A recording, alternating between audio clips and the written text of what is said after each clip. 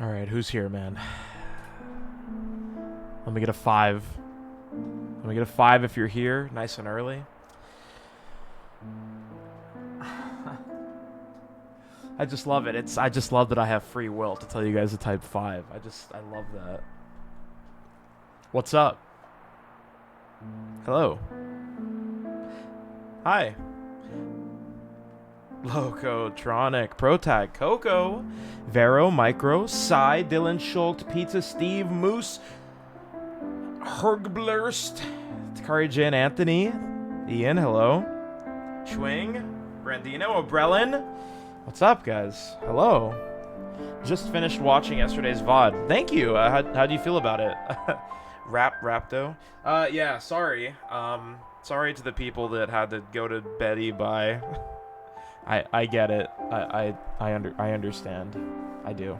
Well, God, when did I even end? Like, it was like 3 a.m. I think. Oh, I can't believe you fell asleep. I know. I expected you to be the one to stay by my side, but you did not. How am I doing after it all, dude? I feel crazy. I feel crazy right now. Well, I've had a lot of time to digest, think about things. I thought I wasn't even gonna pop my head into the Xenoblade chat in the Discord yesterday, but I had to start talking and just think about stuff a little bit more. Let me turn the music down a bit here. Fell asleep in class, yo, let's fucking go. Dude, I mean, yeah, we need some of those, right? Falling asleep in class, falling asleep at the fryer, you know. Falling asleep at the air traffic control desk. I mean, these things just happen, dude. Like, what are you gonna do? Gonna watch that VOD after? I recommend it. I do. I recommend it. Did you notice the camera pan to end Sorb when they were talking about Malos, Numa, and Ontos? Yeah, we're gonna get into everything. If you guys don't mind, I don't know if you guys are interested in this. I do want to rewatch the cutscenes at the end. Not all of them, but some of them, with my, like, a little bit more, like, added thought process. But I have other stuff I want to do, too. But yeah, it's crazy. Yeah, exactly. Like, I know we're all eager to, like, start saying stuff. But, like, this journey just ended for me. Like, just in a way, right? Like, yeah, like, technically, like, you can spoil stuff, I guess now, because they're not spoilers, right, for the trilogy, but at the same time, you know what I mean? Like, I want to digest it in my own way still. You know, like, it's over, but, like, it's not entirely over. You know, Xenoblade is one of those stories that, like, gets so much better on, like, multiple playthroughs and just rewatches, and, yeah, I mean, there's so much to digest. There's so much that we don't know, too, right, still. So, yeah, for sure, I want to, like, I just want to, like, go through it with you guys a bit here. I think it'll be fun. You dozed a bit at your desk today. That's good. That's what I like to hear. Lucy, let's go. If you want to, here's a comparison video of all locations in 1, 2, and 3. I mean, I'll pull that up. Yeah, I definitely want to. Yeah. I like. Wow, this is a new video, huh? This is pretty cool looking. This is this is brand new. This is 6 days old. Wow. I think something like this would be cool.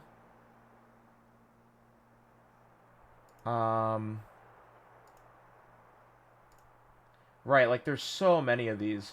But I do want to, I guess... I don't know. I don't know if I want to watch something like this. I mean, it's cool, but like, at the same time...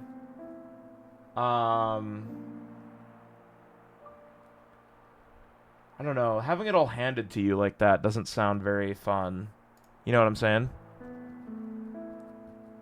I think something like this, I don't even know if I'd want to watch this until like a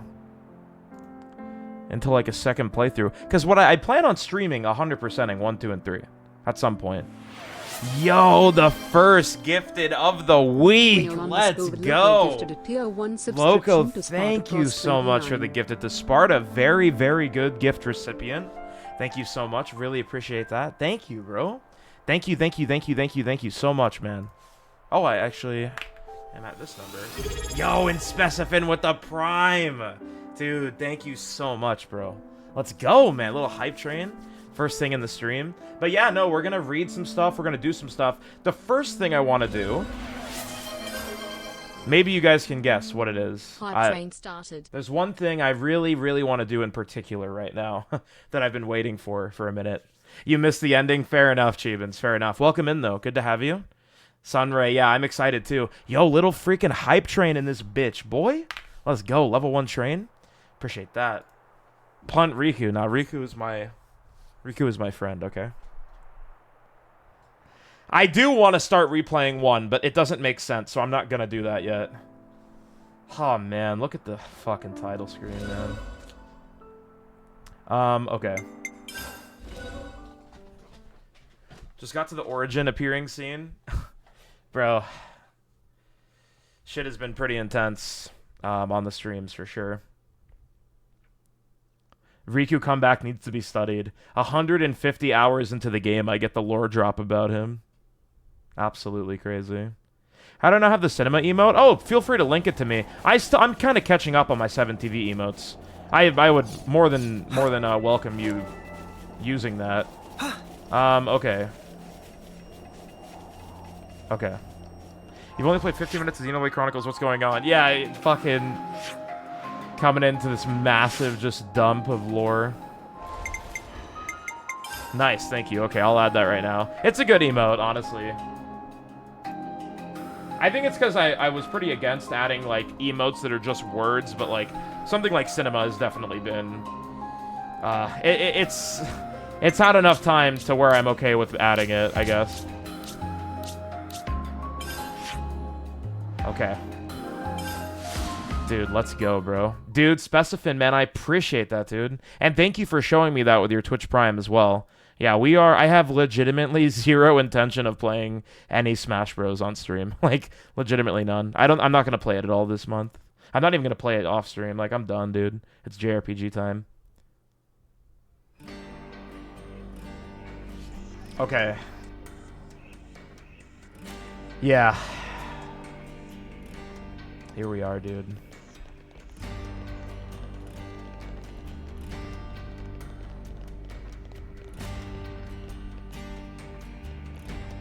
Just right in front of you, man. The whole time. So, I think I read these before, but I'm hoping now that, like, with the context that I have, because this is surely, like, post Matthew leaving, I guess, and, you know, founding the city here. The Nicole statue is a hilarious misdirection. Yo, let's go. Coco with a gifted. Dude, please a little humble smile for that. Please, please, please. Thank you.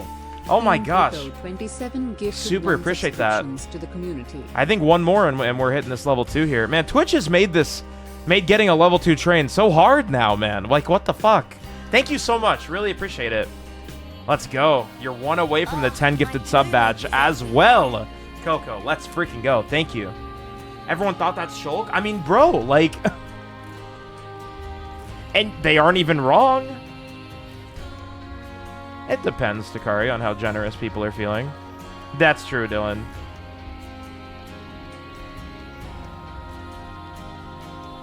Like, how awesome. Yo, bro, tag! There we go. The gifts that were a little MIA yesterday. Head Protag gifted 5. I appreciate it. Let's fucking go, dude.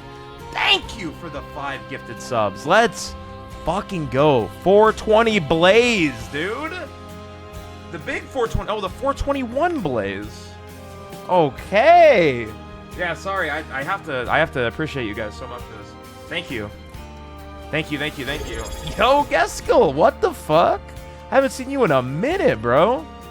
JRPG. Wow, good to see you. Oh, were you typing earlier? Sorry, I didn't even see that. Dude, good to see you as well, man. Holy shit, thank you so much, guys. Sorry for... Bro, if any of you haven't seen what ProTag has been posting in my fucking Discord, I highly encourage you to go check it out. You can leave right after. It's insane. Just go to the Discord and just sort by his messages. Bro, he has been going on a fucking tear Bro, like, I'm gonna get to all that. I will. I promise. But, bro, it's insane. No, you're absolutely fine, by the way. I encourage that, dude. Bro, like, oh my god, man. Like, Niall, bro. Like, I think it's so chills, too. Just having her here. You know, like, Matthew. Like, oh my god. Like, this whole time, Rex, like... Glimmer. Like, it's so crazy. Oh, good, Pro Tag. I'm excited. We both going nuts. Dude, I'm a fan, though. I really am a fan of it. Okay, so... Let's start with this here. Yeah, I'm gonna be doing a lot of chill. Let me turn on my ring light here. Doing a lot of chilling, a lot of reading. Hopefully we're okay with that. We're just vibing, okay? We're just vibing. Like, I just wanna, like, decompress right here with you guys. Super, man, just super excited to think about stuff more.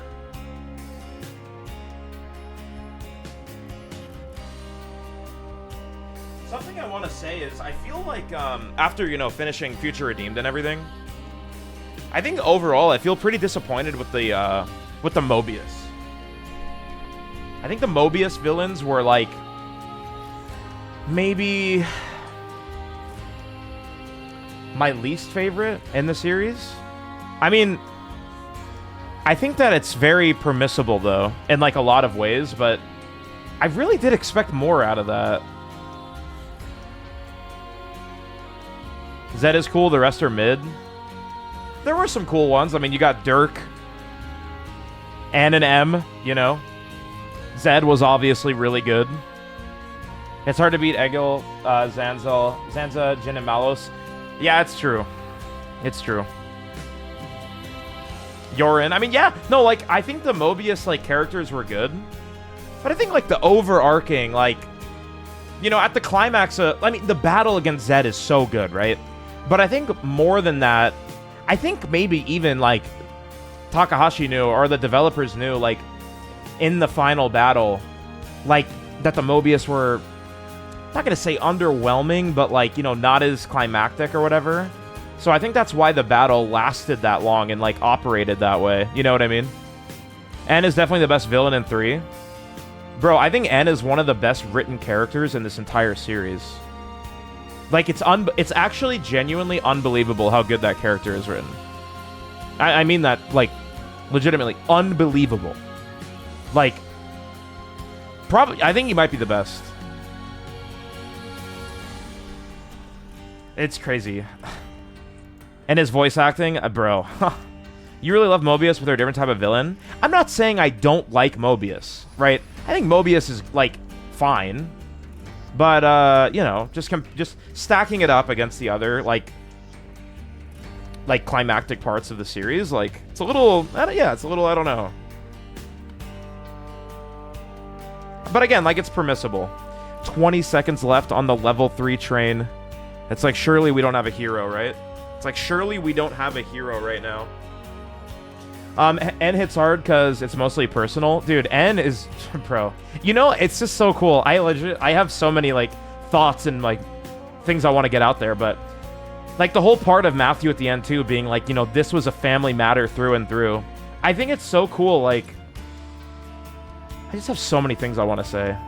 I think it's so cool... The stakes of everything, you know, like... It's just so awesome. Okay, let me start reading this shit. Because I'm getting a little ahead of myself here. The Mobius are genius core meta writing. The thematics are insane. Yeah, the thematics of the Mobius were great. Like, really, really good. Maybe it will even be you. Like, how chilled, Sunray? How fucking chills is that, dude?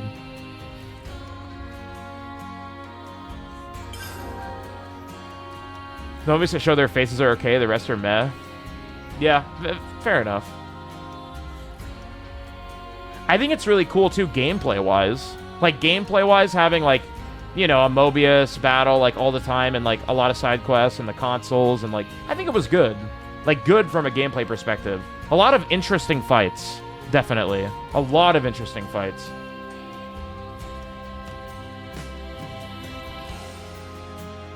It is important to note that initial designs for the monument are said to have included a statue of a 7th founder in its place. Is this referencing... 1, 2, 3, 4... Is this referencing Riku? Oh my god! Wow, dude.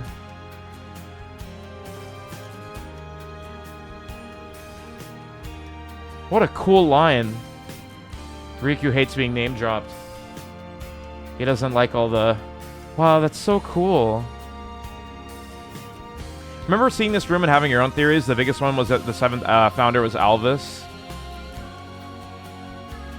Yeah, I mean, that's fair. Well, yeah, I guess A. I mean, A is missing. It's either A or Riku. I think A or Riku makes the most sense. I mean, it's not like A was like an unknown entity in that timeline, you know? So, it's interesting. You have a theory about it? I mean, if it's not too crazy, go ahead and then slap it on me. Yo, Professor, how you doing? Good to see you. Good to see you. Welcome on in. A didn't really do anything with the city, though. Yeah, I mean, yeah, I guess it's Riku, yeah, more than anything. Yo, Yumi Force. What's up? How you doing? I fucking love that emote. Wait, can you post all of Sparkle's Mawile emotes? If you have a sub to them, I guess you do. Thank you. Thank you for the resub. Really appreciate that. I'm fine, thanks. And you? I'm doing very good. I'm doing very, very good. Sylvianica, hello, hello. Good to see you as well. Phenomenal. I want that. I want that fucking Mawile emote. Oh my god. The way the room is shaped. Oh gosh. They only have one? Wow, that's actually interesting. Historians speculate that this is the result of a conscious decision by the 7th founder. Okay, the next line. I think this really reinforces that it's Riku. Like, heavily. Okay. I'm convinced Riku was the 7th founder. Okay, who should I start with? This text is gonna hit so differently. That's also a good emote. Have I seen the DB Geek Riku clip? I haven't seen a single piece of footage from that content creator at all. This room is shaped like the circle on A's wing. Is it actually? I guess so, huh? Rex for last. Okay, we can start from Glimmer. Sophie, hello, hello, hello. House Rhodes. A soldier of Agnes. This founder's fight to the death against the founder of Ortiz, a soldier of Kevis, was in... What? This is so fucking crazy, dude. Like, if you know, it just fucking spoils everything. Interrupted by a chance meeting with other founders. Freed from the bondage of her flame clock, she joined the fight against Mobius. Although...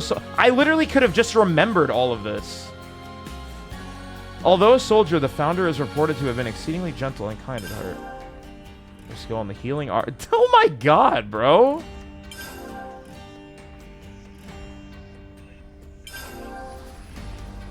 Surpassed 80 years of age. Though the way she... Oh my fucking god! This is so peak! Dude, this is so good! Okay, now what does it say about Nicole? The city's liberator. A Kavesi soldier. His founder was released by the Flame Clock. Yup. Has spent every last ounce of his energy for the cause to liberate the city as one of the first Ouroboros. Surpassing skill in mechanical engineering, fought not with a blade, but with a weapon of his own fabrication. Foundations of the mechanical system supporting the city to this day. Following the fight against Mobius, he poured the remainder of his days into rebuilding the city, before finally perishing at the age of 80 years. Damn, dude. Holy fucking chills, man. It's so crazy. Bro, oh my god, I love the characters in Future Redeemed, bro. Glimmer and Nicole both are so good. She lived longer than her dad. Bro, her dad is alive still. No, I haven't read any of that stuff yet. We thought this was Shulk with the replica Monado. Bro, how fucking crazy, dude. Starting Gears. I will get to it. I'm estimating I'm gonna play Gears in, like, maybe late April at the earliest. I might wait until I move, though. Either April or May. Gotta keep nice and limber.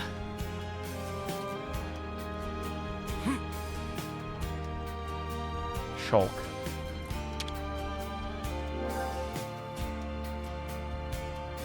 Remember thinking Shulk statue was done bad at first glance? I mean, look at it. I'm excited, Protag. Yeah, I encourage you all to go play it too if you want. In memory of the founder of House Reed and the city's Liberato. Rather than the founder herself, the statue depicts the founder's mentor figure. Is this Linka? Linka and Panacea?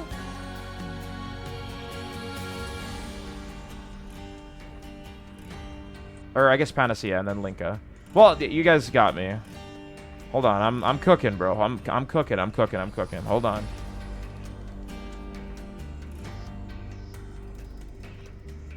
Patch 1.0 of the Shulk or Rex statue said their student was a guy, but then changed it to a girl in a later patch. That's actually really interesting. You'll get it. Yeah, I will, Dylan. I will. They don't believe in me. They have no faith in me. Watched the rest of yesterday's VOD earlier. Had to sleep before you finish. Fair enough. Again, sorry for going so late. That's actually really interesting lore, Anthony. Thank you, by the way, for telling me that. Congrats on redeeming the future. Thank you. Yeah, I appreciate all of you for coming through last night and being here right now with me. Thank you. And yeah, sorry for going late. I just had to finish it yesterday. It just made the most sense. The Founder's master was unconnected to her by bonds of blood, yet he raised her as would befit a child of one's own. Though of a calm and constant disposition, the sight of him on the battlefield, a great red sword in hand, struck fear into many a Mobius. The vicious struggle against them. I love how they're saying against the Mobius. The battle against the Mobius. Battle against the Mobius. So sad the trilogy is potentially over. We're gonna... Dude, the future is gonna be crazy, I'm telling you.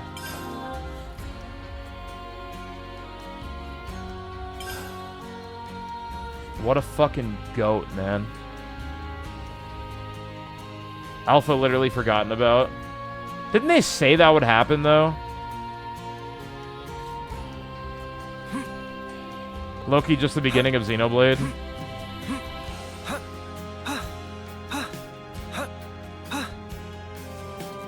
What do they say about Niall, bro? Directly descended from those who established the first original city, her whereabouts were lost after N's ravaging of the city of old. Holy fucking shit! They just spoil everything! This founder is said to have a familiar relation to the founder of Vandom, with scant extant records suggesting they were likely brother and sister. She fought alongside the founder of Vandom then, who was the elder of the two, and brought the power of Ouroboros to completion. Yep. Said to have been bright and wise, this founder laid the cornerstones for much of the city's governance and legal system. Makes sense. She was good with kids, so probably very empathetic. All we know is it'll be peak. Dude, I'm just looking forward to X, dude. I'm actually just looking forward to X. Interesting how modern-day Doyle and Vandom houses are opposed. Yeah, actually, true. Oh, man, that's going to be one of those things that is going to be so fun on a replay. Memory of the founder of House Fandom, the city's restorer and liberator. Well, I mean, it actually makes sense though, Yumi. Like with I mean, they kind of had conflicting ideals even in, you know, Future Redeemed.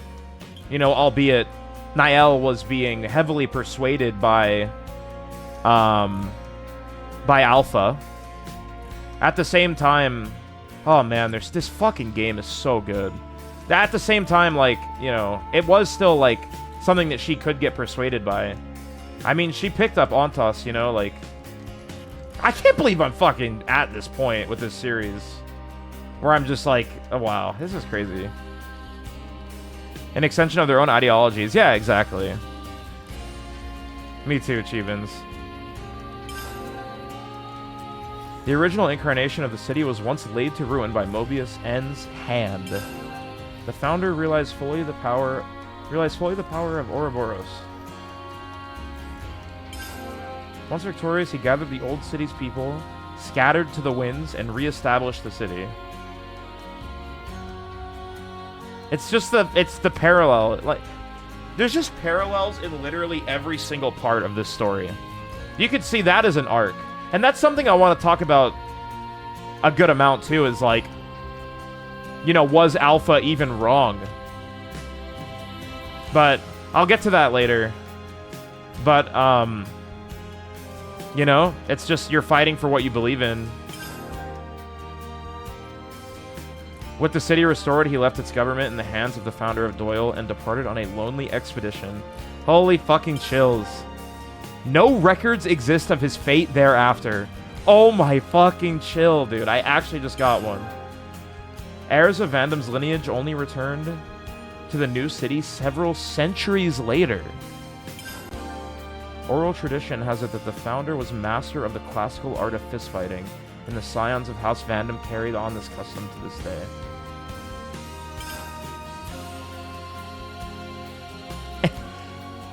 It's so funny because, like, you know, Gondor and Monica being, like, at the final fight. You know, when I'm playing through it just a week ago, I'm like, oh, what the, you know, I guess y'all can tag along. I even said it's like, you know, your friends that you don't really give a fuck about that just come along with you to the movie theater or what, you know, some stupid shit. But honestly, those two had more right being there, or I guess just as much right being there as, you know, any of our crew, if not more. Genuinely. Really cool.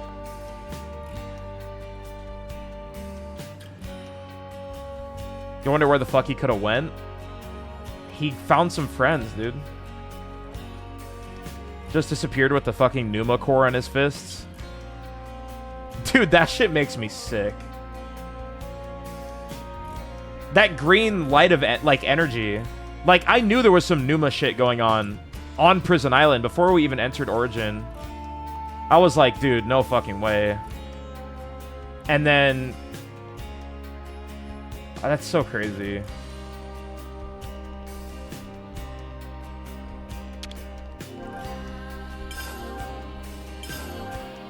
Much like the founder of Reed, this statue too depicts the founder's respected mentor, rather than the founder herself. The mentor boasted a robust physique, wielding two great swords at once. Holy fuck, Rex has so much fucking aura! And facing down Mobius despite the loss of one eye.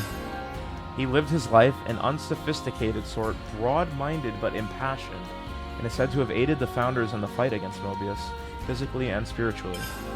He was further reported to have been a free spirit, whose qualities influenced the other founders, still young and impressionable when the city was restored. Indelible proof of this rebellious spirit can be seen time and time again in the ethos of the house in generations to come. The glaze is crazy. Bro, he fucking deserves all my glaze, bro. Can we discuss things that were in the art book, or is that still considered spoilers? I'm gonna read the... well, I have an excerpt here. What is it? I don't know. I have this. I'm gonna read this. I'm gonna read all this. I haven't read it yet. Does anybody have this in, like, dark mode? Because I really don't want to... I hate reading light mode. I could, though. It's a lot. But I'm gonna read all of it. I don't know if I should read that before I rewatch some ending cutscenes to FR. You have something to point out now that you don't mind? Don't think it's talked about in the reading material here? Go ahead. Read first. Why the fuck don't we speak Japanese, guys? We are fucking trolling. In the base game, there is no Mobius A. Yeah, I actually did notice that because I was looking at the wiki. I'm trying to be very careful still, but I was looking at the wiki page for Mobius earlier, and I noticed that there was no A.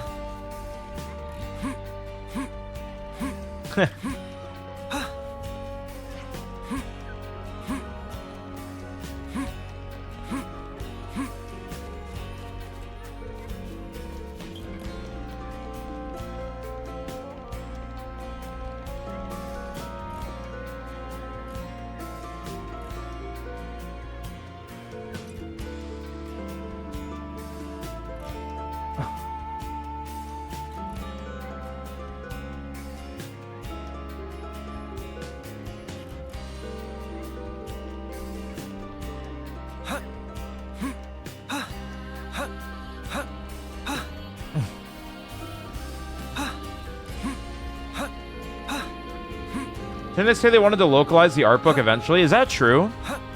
Did they actually say that or no?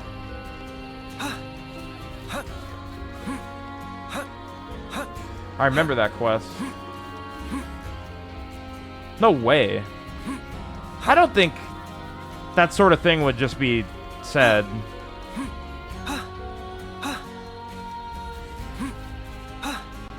Okay, what now?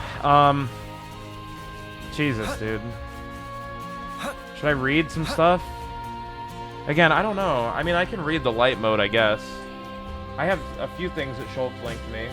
I can finally read the Siren Kit. I'm kind of disgusted. I don't really want to read the Siren Kit, but I have to.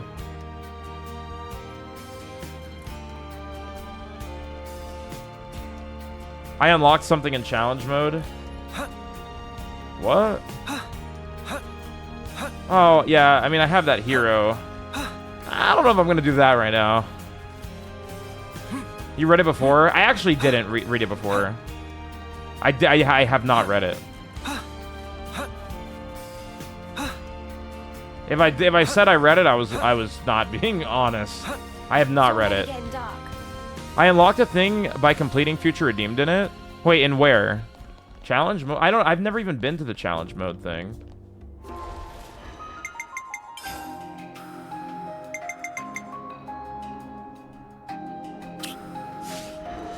I guess I'll check that out. Why not?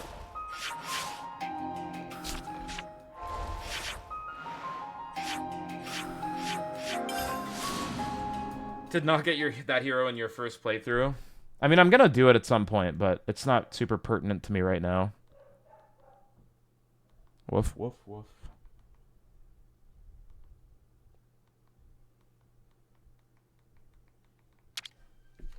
Oh. Let's make the most of our break, guys. Let's bounce. Hello.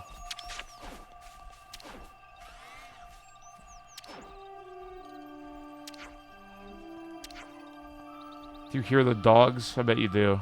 It's kind of cringe. It's okay, though.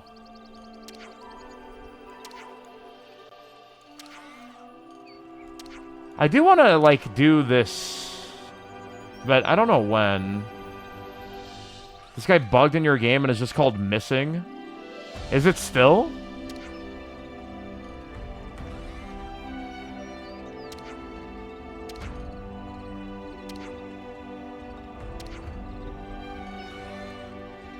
Huh. Missing.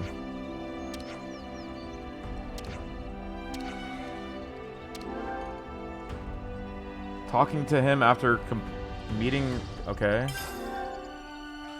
What the fuck? What do I do? What is this shit? Is this the challenge mode? No, it's not. Oh, it's just another random motherfucker. Okay, no, fuck that guy.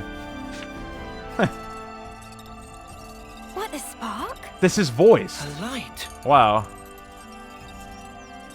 Riku also never seen before, but feel indescribable pull. Hey, let me see as well. If I don't have the amiibos, word. No, wait. Don't just go touching it.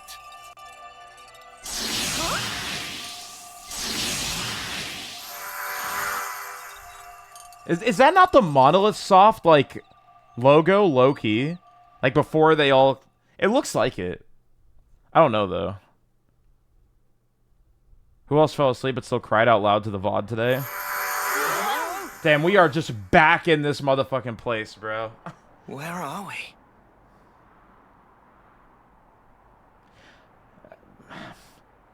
Does this place ever get, like, explained? Very welcome, friends. Lore-wise?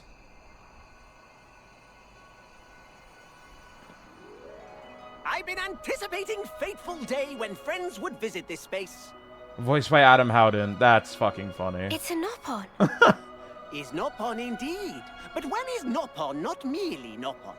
When through endless training in many Why? times and places becomes sagest of sages. Nopon Archsage. Archsage? You said you'd been anticipating us. What do you mean by that? Bro, this area And what is this place? has to be so lore, This like, is important. special place which Archsage create very especially for friends. In this place, friends can fight. Chat with already Archsage saying it. Yeah, Tronic. in That's how it very goes. Special trials that Archsage set. What do you mean? Are you saying you want to test us? Please, no. Archsage bear no ill will, but simply want to observe friends earning strength and glory. I'm surprised this has an through entire overcoming of cutscene. trials. It's simple pleasures that bring grin to face. And Archsage so wish to grin. If there's one thing we know, it's fighting. We haven't missed a day of training this whole time. What great news! Archsage eager to see result of it. Alright, just let me in. If can bring grin to face, would be only too happy to share priceless treasures from Horde of Archsage by way In of Xenoblade 4, reward. we see this shit in the world organically. I'm telling you, It bro. might be worth our time. Yeah, we can think of it as training. Looks like we'll be rewarded. Nothing in Xenoblade is not be non-canon. so bad. Nothing. About these trials.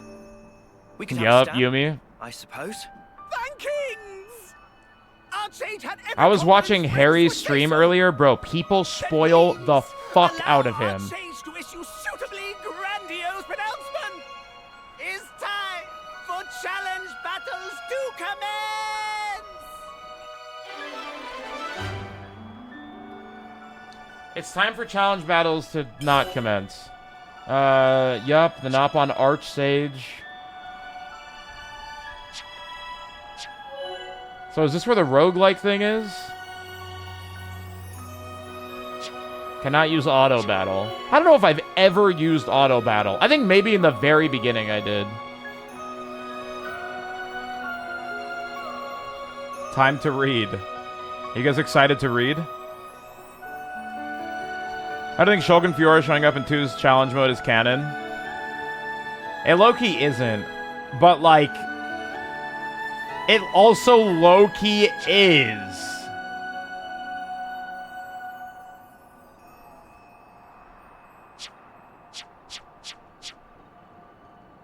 Noah, swimwear A. I mean, I'm gonna fucking do all of this eventually for sure.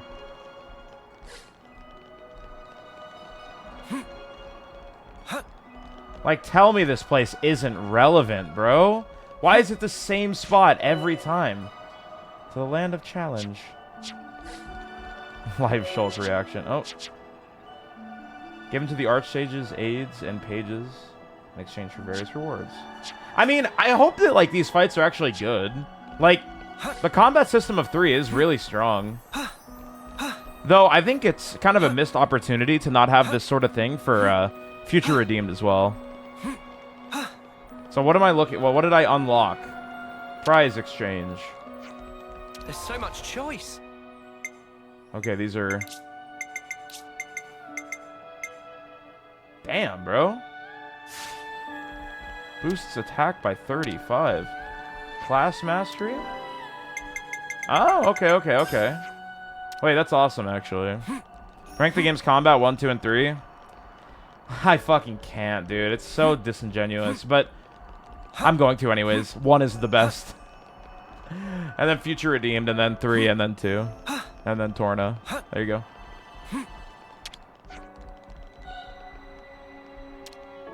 New challenge, straight from Archsage Noggin. The 2 saviors? 2 heroes of legend. This is what I should see, isn't it?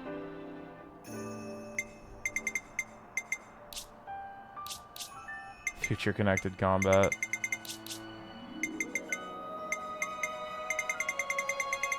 It's like, what if I did easy mode? Is there gonna be like a cutscene for this? Archsage have every faith that friends will overcome. Okay, we're in a loading screen. You can stop.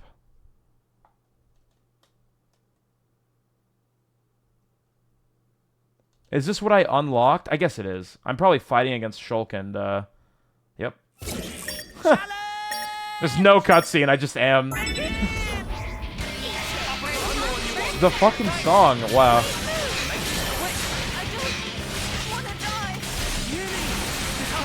I can't win.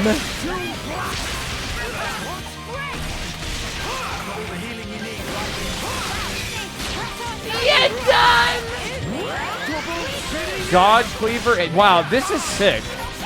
I wonder how hard the hard mode one is. That's so cool.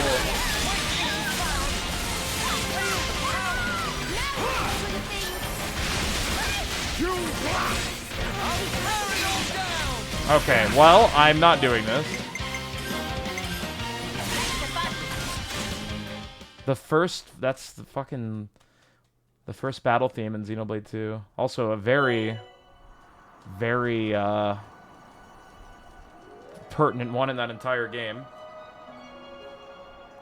Can we spoil the reward? I can't beat it. That was easy mode, dog. Like, my team is not prepared for that. I'm level 70s. They're level 80. I'm not gonna do it. I don't want to do that right now. I'm not doing it.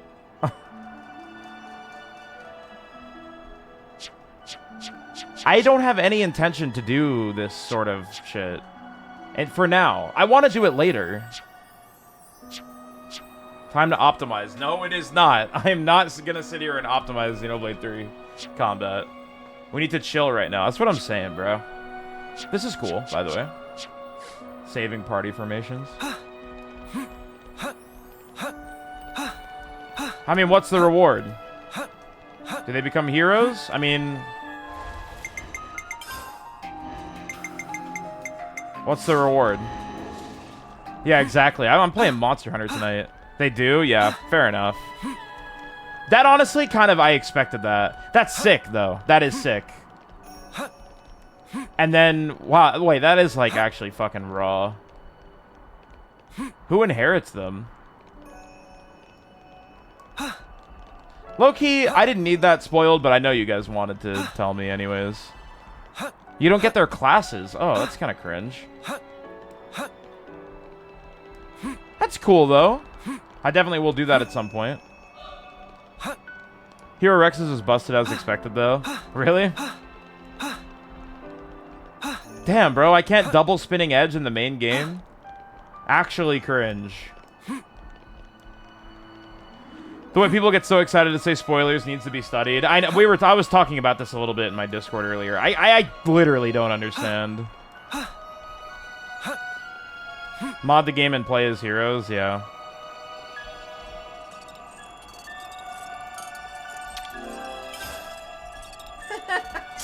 Chat, y'all are terrible. It's okay.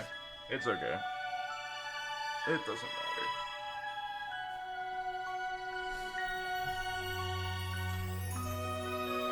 I'll forget in 5 years when I'm 100%ing this game.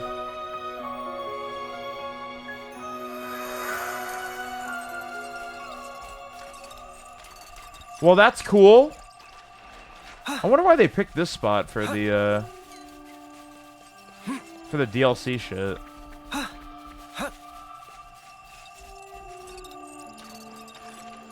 What is Rex's chain attack order? 75 pierce physical. Quark CI with the instant response. Man, like, it sucks, like, not having... Bro, this world is so beautiful. The gameplay of Future Redeemed is just so good. And then coming back here... I mean, it's still really good. This game is still really, really good. But it sucks that you don't have, like, the hunting, like, the Enemypedia or stuff like that. I'm just wandering around right now. Okay, I think it's time to read.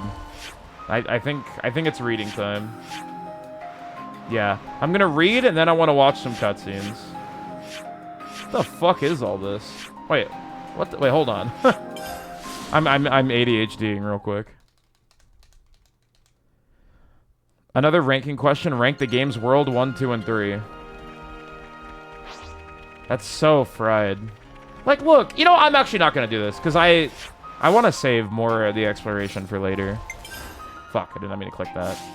Rank the game's worlds. I mean, I just can't. Like, I don't know. It's cooked. Oh, I should have saved. I probably auto-saved. I don't want to rank the worlds, man. Like, it's all just, they're all just great. 3 is so sad, man. Like, I mean, every Xenoblade world is so depressing. Literally all of them. It's just all such depressing, fake, artificial life. It's fucked up, man. I was thinking about this earlier.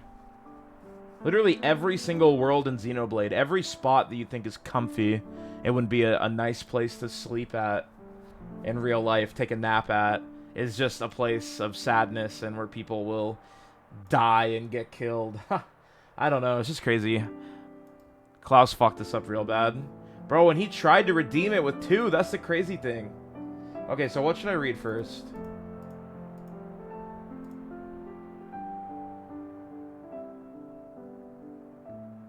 What should I read for... Oh, fuck. First. Out of these 3. It's quite a bit of reading here. Ionios moments for sure. Okay.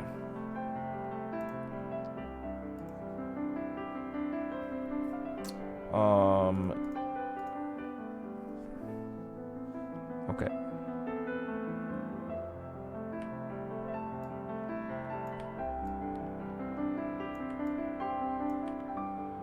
Let's run it up, dude. Also, hi, Rarity. Hello, hello. Where should I fucking put this? I don't know where to put this on my screen. I guess I could do some jank shit and, like... I don't even know. I think this works. It's a little jank, but it works. Hold on.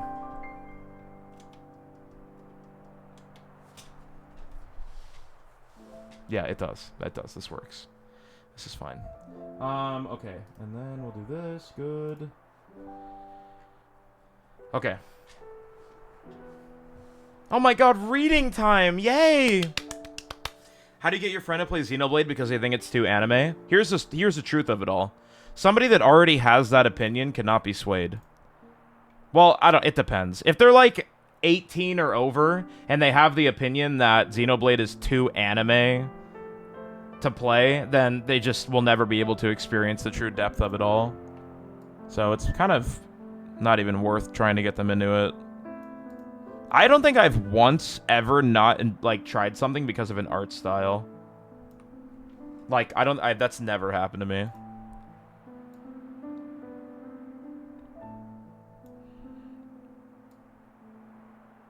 Ionios moments. Yes, we're going in. We're going in. A little summary, I guess, of it all. Should I read it out loud? I guess I should. Man, it's going to be a fucking lot of read. It's not that bad. It's not that bad. Okay. Let's see. How crazy is it? This is some fucking Kingdom Hearts shit. Untrue, you will never fuck with Danganronpa. Bro, Danganronpa has a fantastic art style, too. In my opinion. I love Danganronpa, but I played it during very formative years as a kid. So, fair enough. Google Translate to read it. No, this is good. This is fine. Okay, pages from the art book for Xenoblade 3 have begun to appear online. Oh, this is kind of... When did the art book come out? 2024? Is that when this came out? Just lore about the game dropped, like, 2 years after the game or whatever? After FR. Oh, shit, bro. Is this gonna be juicy? Thoughts on Xeno 3 as a whole? I mean, beautiful, dude. Just, I don't know. It reinforced that Xenoblade is my favorite gaming franchise ever. I used to be able to say Xenoblade Definitive Edition, Xenoblade Chronicles Definitive Edition is my favorite game, but Animal Crossing is my favorite franchise. I can't even say that anymore. Xenoblade is my favorite franchise. There's nothing that can beat it. So yeah, that's what 3 did for me. I literally have so many thoughts about 3. I'm not going to be able to digest it all until, like, months from now, probably. Okay, break down some of the main points of what's leaked. Note that this will not be a comprehensive translation of the book, whatever. Edit. I probably shouldn't read the edits. So what, are these just bullet points? So what's... Oh, they're all just bullet... Oh my god, it's all just insane bullet points. Oh, fuck. Okay. I thought this would be, like, paragraphs. Okay. A is referred to as a woman in the character introduction section for Future Redeemed. Makes sense.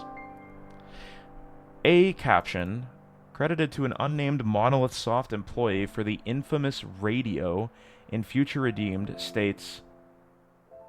Extracting the relevant portion. In addition, the design for the radio uses a certain something for its motif. The design for the radio? Like, the physical design of it? Okay, never mind. I guess don't answer that. I mean, obviously the radio is spoilers, right? That's why I took 20 screenshots during the ending sequence. Takahashi has some words about contextualizing the trilogy that I missed on my initial read. This is what he has to say. Xenoblade 3, it's what was continued in the Xenoblade series from 1 to 2, and then to 3. This is Takahashi speaking, right? This is crazy. From 1 to 2 and then to 3. The story of Xenoblade 1, 2, 3 is that at the end of the day, really a story about a man named Klaus who became the catalyst for that story. Yep, it's true. That was one story that had always been there. So in that sense, the end of that can be said to be a culmination. Okay, so Xenoblade 1, 2, and 3 is the culmination of Klaus. True? But is it really, though? I mean, because you still have the Numa core. I assume Ontos is just gone. Logos is also just gone. Okay. How do I say this? During the creation, I'm personally already thinking about what comes next, so it's more of a passing point, not a culmination. When you phrase it as a culmination, it gives an impression of giving it your all, but in that sense, it's slightly different, because I've personally already moved on to the next step. Looking at it from a different vantage point, considering the know-how that Monolith Soft has gained, the growth of each individual person, and including how it's being created, and how we worked hard on it, in that sense, I suppose it is a culmination. Holy fuck!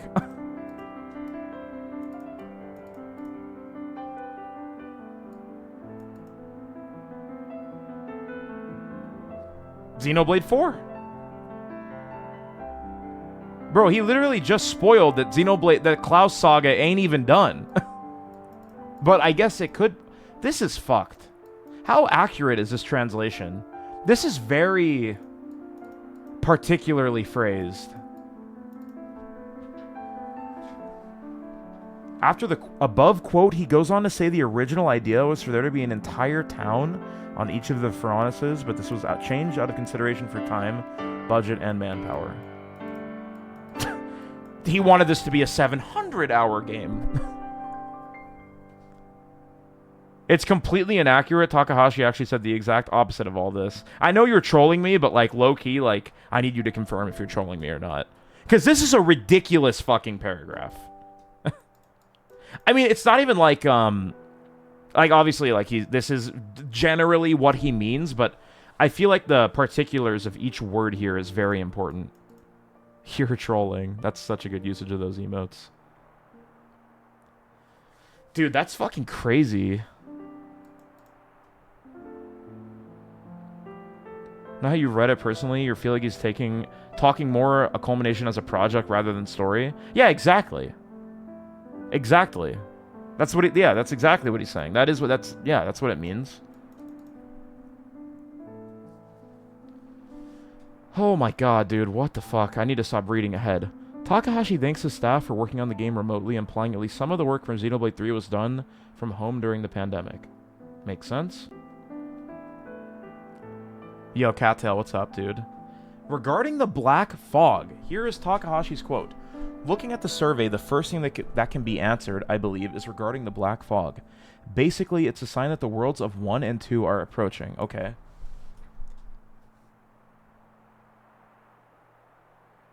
Interesting. I'm trying to think about that more. I mean, Future Connected is so important, too. In that sense.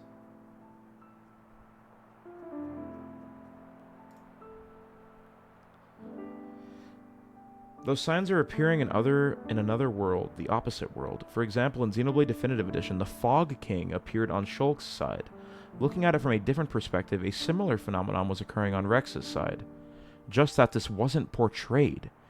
In Xenoblade 2, I believe that there was a monster called the Infernal Goldo. I think I remember that. As the worlds approach each other, a Goldo that is in the land of Marithia from 2 is being projected to the opposite world. That's the kind of phenomenon occurring. The Fog King, the Black Fog monsters, that's what it's all about. To put it simply, the two worlds have attached together partially, and the effect of that is a phenomenon in which you see the materialization of particles as a black fog. I did not think this was going to happen. And then when that heightened annihilation occurs, quite a few of my staff may not know this either. And by the way, the woman on the ID card that the Goldo drops is from an ordinary woman. It's not Galea. What? Holy fucking shit!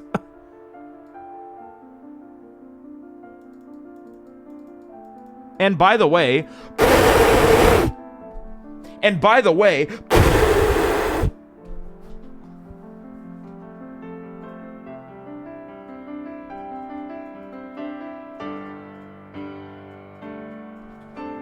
brother, oh my god. I thought that this was like I feel like the way the Black Fog was starting to be like laid out at the end of Future Redeemed kind of made me feel like they were Alpha's creations. Isn't that what they were saying? Am I trolling? I thought that's what A said. The ID card is just a reused asset. That's so fucked. It's low-key cringe of him to say this, but low-key not at all. It's like not cringe of him to say that, but it is at the same time. More so Alpha commandeered. Yeah, he controlled it. Yeah, I guess he just saw it and then took a part of it. Or like, you know, took over them or whatever. I low-key like that being Galea. Yeah, that was so good. That's so funny though. And by the way, like you just shut that shit down. No schizo theory, but it made sense. Oh my god, there's so fucking much. Regarding if Lands is a machina, Takahashi responds, so if the question is whether or not Lands is a machina, yes, he is one. Okay. Takahashi says about the survey, regarding most questions that were written in... What survey? Were these like fans that wrote in or something? Like, what is this?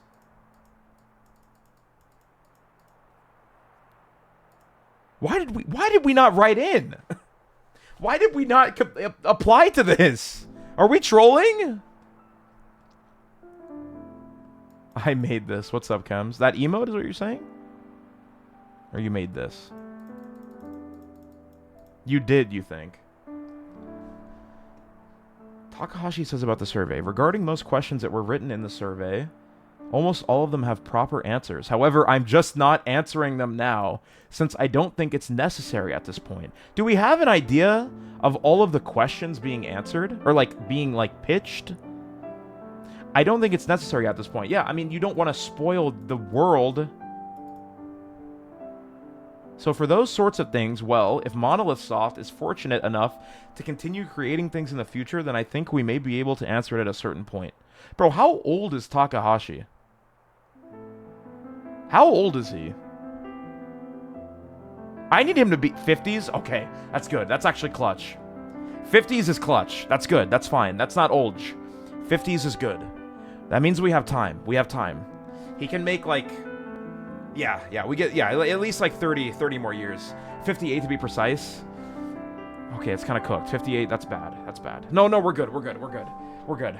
We need to make sure this guy stays healthy. I need like 40 more years of this. For example, I understand that there are many requests to see what happens after the ending. However, if we were to do that, we would have to make what lies further beyond from Xenoblade 3. So, I understand the sentiment, but please hold for a bit. If you can look forward to it and wait, that would be appreciated. Bro, this is crazy. This is so fucking crazy right now. Hold. Hold, dude. Let's just wait. Let's just chill. Let's just chill, dude. Let's just chill. Let's just chill. Regarding the admin of Origin, regarding the world of Ionios, or rather the way Origin works, there's a proper reason for it. In actuality, there's this and that reason, and that's why this world is constructed as such, that kind of thing. Now that I can't say it yet, yeah, this... What the fuck are you cooking? Now that I can't say it yet, yeah, now's not the timing for that. So for now, I think it's basically fine to think of it as a virtual world. Addendum. That wouldn't be wrong. To put it simply, the administrator of that world could do anything. And in the main story of Xenoblade 3, that was Zed. That's the story, yes. Why is he talking like a fucking Nopon? Can you get your goddamn fucking language straight, man? He's like actually doing a Riku cosplay. This is so fucking cringe. Okay, it's not. It's not cringe. This is amazing. I'm saying that comically. Riku is literally a self-insert. Oh my god. This is so good. Yeah, like, I guess Origin's like a virtual world, and like, yeah, sure, Zed just happened to be the guy, but like, it just don't even, like, it's fine. Just don't think about it. Like, guys, yeah, like, what, just whatever. It doesn't matter. Don't even think about it. It's, yeah. Oh, yeah, you can, yeah, sure. For the villains of Xenoblade 3, Takahashi says, skipping over some parts, I wanted to change a bit how the villains were portrayed. For example, in Xenoblade and Xenoblade 2, the villains had their own pride or their own principles. It could be a philosophy or even faith. But the villains had their own sense of justice. But for Xenoblade 3, I had a bit of, what if I brought the enemies closer to reality in terms of what is reality? Let's say, for example, those in positions of power. Saying people in positions of power are villains is, well, a bit of a dangerous way to put it. Very fucking true. Oh my god. So based. So based. I think a lot of people could learn a lot from this. But let's just say as an example. In real life society, they are the system. As Zed says, they can decide on a system and they can run it. Even for those people in positions of power, I'm sure they have a life story, social ties and such. But what we can see at the surface, what we can feel is their roots. Most of that is how should I say this? A desire for control, money, fame. And maybe very rarely, lust. That's where it tends to be rooted in, and occasionally some unsavory people show themselves. What if those people were the villains? So the villains this time around are the Mobius. And for them, I wanted to make them villains you couldn't sympathize with by exaggerating the unsavoriness and patheticness that real-life humans have. Holy fucking aura. Towards the end of the story, I believe there's a scene where Zed says, "It's because it amuses me." But that line, it could be, "It's because 3-star restaurants taste delectable." Or, "It's because I love to make money." The line can be whatever. We place the Mobius in that position as a representation of that unsavory aspect of reality. This is very validating, because this is exactly the type of, like, way that I thought about Mobius after, like, beating 3 and, like, letting it digest. This is very validating for me because it's kind of a confirmation that Takahashi did more of a, like, chiller villain, I guess. Simpler. Very simple. You know? And it's cool that that's intentional, I guess. Lot of good here. Man, I want to read this, like, a bunch of times. Lot of really good stuff here. Bro, why did he do this interview? This is fucked. Dude, I'm like a quarter through the page, if that. Commenting on N's sword. What's inside the sword of the N that N holds? That would be Logos!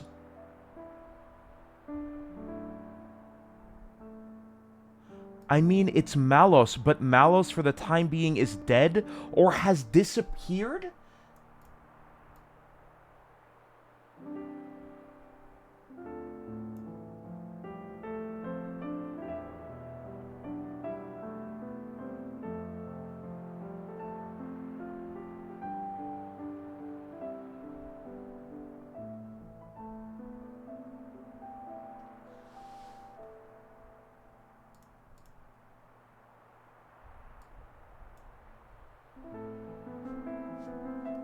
What the fuck?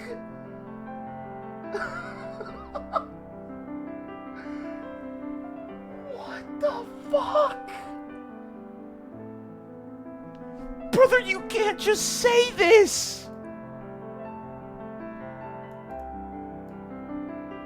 Regarding Matthew's gauntlets, next Matthew's gauntlets, the Fist of the End. Numa is inside there, and therefore Pyra and Mithra.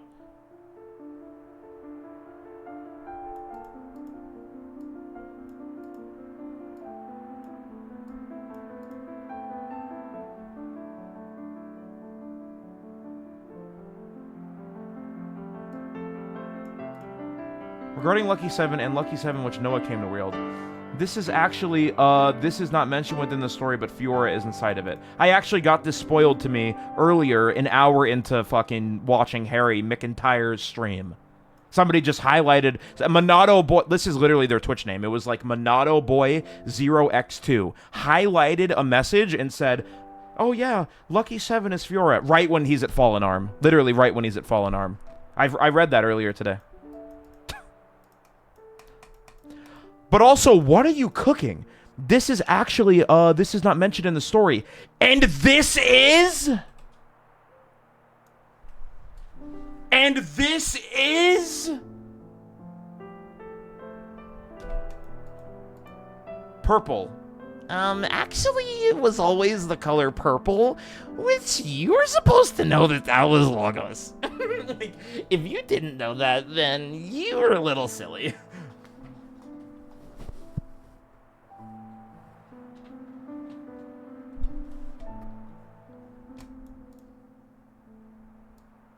Bro, this is crazy.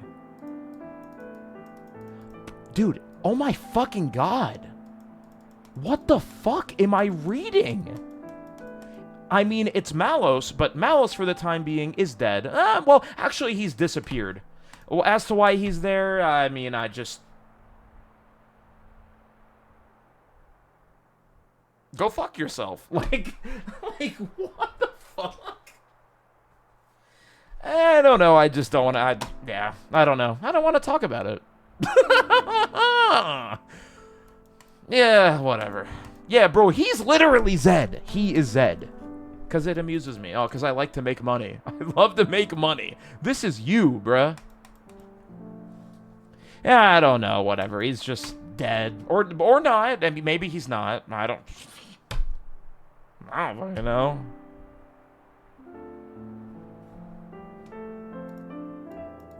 I mean, I don't need to say it out loud, right? But, like, the implications of all of the cutscenes are so much cooler now. Like, oh my fucking god. And then, yeah, which Noah inherits. I mean, just like, oh my god, dude. And this is all, I mean, this is also... But Fiora is inside of it. I mean, like, what? Okay.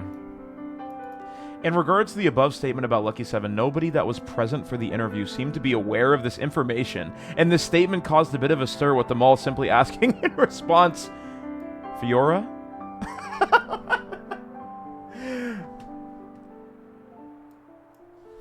They're just writing it down like, okay, cool, yep, Malos, yep, new...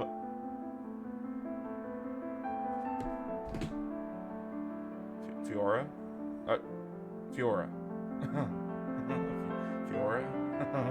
Like, bro, like, just... Yeah, Fiora, yeah, so... Did you... Fiora. Yeah. So you mean Fiora, though.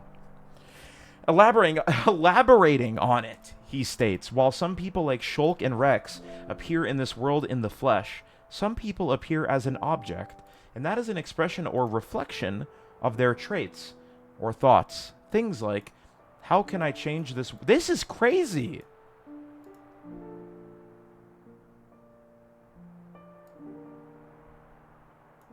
Kojima? Kojima?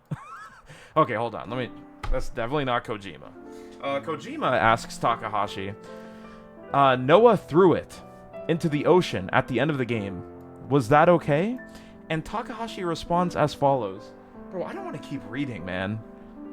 This conversation, how do I put this? It deals with the fundamental aspect of Origin. Origin in Ionios, you can think of it broadly as a virtual world. Think of it like a server in a virtual world. It actually isn't the case, but this will be fine. Laughs. And within that, there's a source code that's running, and as a way to express that, it can take the form of a sword, but also not. And Alvis was responsible for the general management of Origin's systems. As the administrator, Alvis was quietly watching for a while after Origin started up. As this was happening... Whoa. As this was happening, Zed, a partial administrator and collective conscious-like entity, starts doing things on its own. The story of Future Redeemed starts when Alvis deems this unacceptable.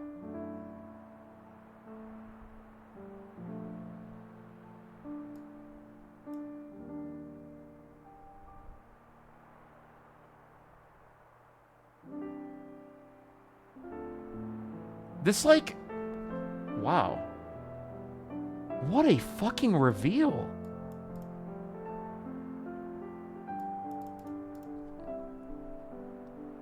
Dude, this is fucking crazy, bro.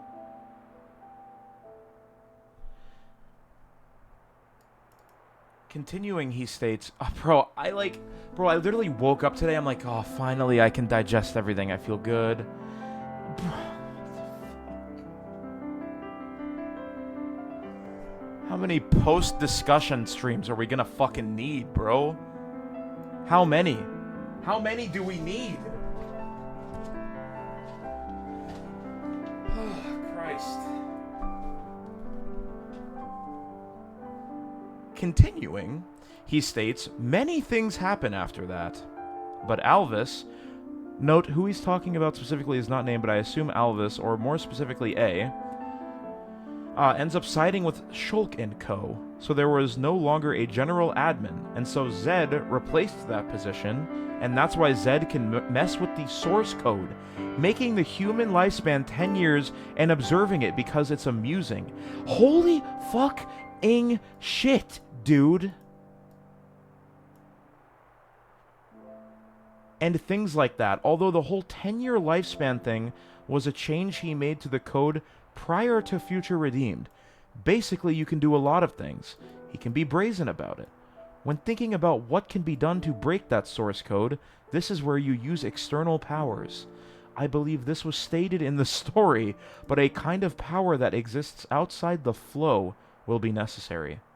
In regards to what that power could be, it could be the power of the will of young people living in this world, and regardless of Pneuma or Logos, it's the same kind of entity as Alvis. And thus an external factor from Zed's point of view. Therefore, combining these powers... Why the fuck was this not in the game? Why was this not in the game? Why was this not in the game? Why is this in a fucking art book that came out 2 years later? Why? Literally why, dude? Literally why, dude? In a fucking art book?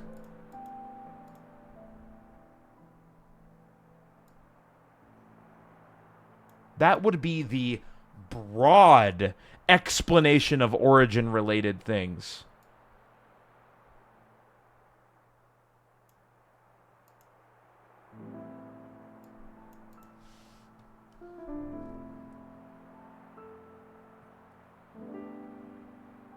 Yeah, I understand they kinda explain it, but bro!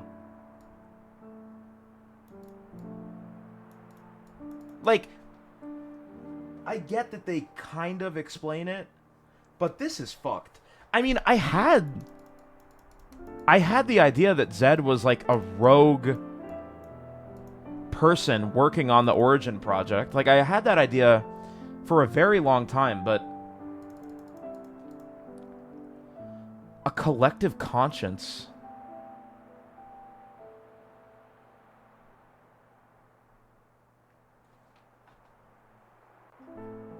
Why is this blue? Since there is great interest in it, I will also translate what follows the quote above. You had to collect origin shards at the end of the main story, right? There's nothing concretely decided in terms of who is what shard, but you never know. Maybe those shards could be Rhine.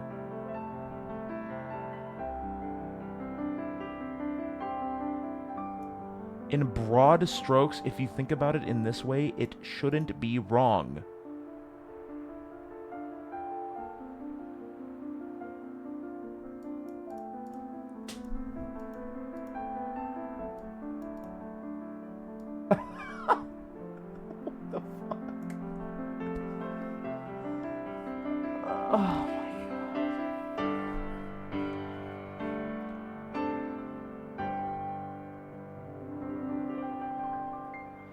He adds by saying, to put it bluntly, Alvis, who was one person that was the core processor,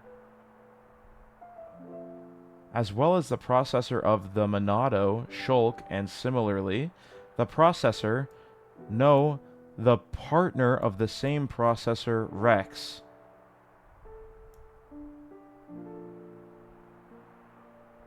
These three sustain the world, and the main characters outside of those are lending their strength to the characters in Ionios. That's the structure.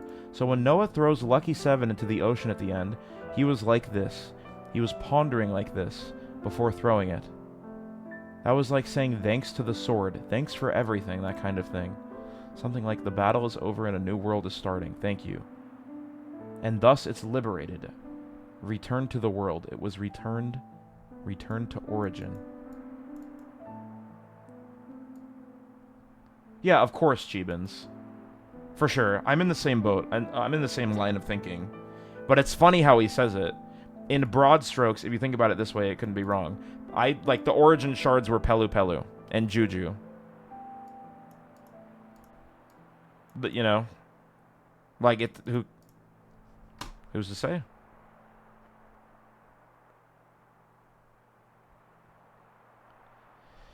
And Vanguard. Speaking about the people of the city, he has this to say. After that, it's time to say farewell. It's split between the Kavesi, the people of the Bionis, and the Agnians, the people of Allrest. And in another corner, there's the people of the city. And those three make up the structure. But I saw quite a number of comments in the survey asking about what happened to the people in the city. And so to answer that, and this is something I believe that you can also understand from the information given in the story, but the people of the city, they're the light that doesn't exist in the original two worlds, and yet they exist, despite being the origin being something like a memory machine that collected data from both of the worlds. This is, in fact, a suggestion that the two worlds will become one, and that these people will absolutely be born into that future. That's the structure. So yes, Gondor, Monica, they will be born in the new world. This makes sense. I also can infer this. I mean, I did, with the ending of the game. Fucking criminal. I wonder if he's gonna comment on that.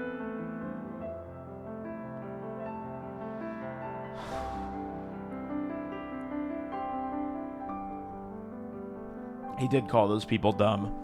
He goes on to say that Noah and his friends are fighting for a world in which they, city people, can be properly born, but I will leave this part as a paraphrase for now. Takahashi says that through the lens of... what? Noah as a character can be understood to be an Ubermensch that rejects nihilism.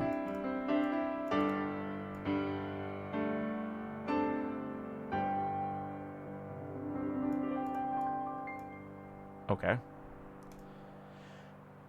On the subject of Riku,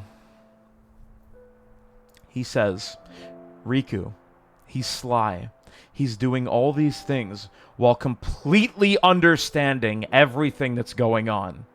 When he says in the city, meh, there's something tiny and cute over there, he's saying that on purpose, to bring attention to it, saying, hey look, here, there's a really tiny person, and look, it's different from you guys, and getting an emotional response out of them, I suppose. He's a bit two-faced, isn't he? His master pawn is Melia, so Melia has entrusted him with what is basically Fiora. And of course, he is also one of Ricky's sons. Yes, wow, direct Ricky confirmation. I didn't know if it would be Kino or not, but he's one of Ricky's sons.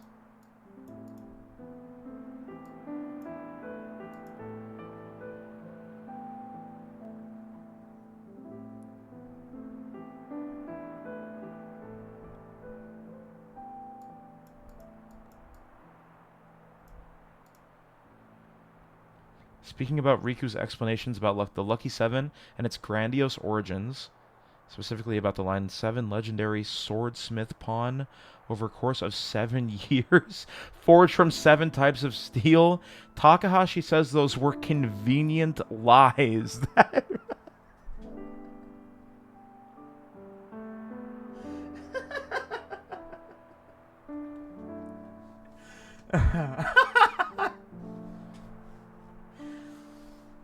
Oh my god.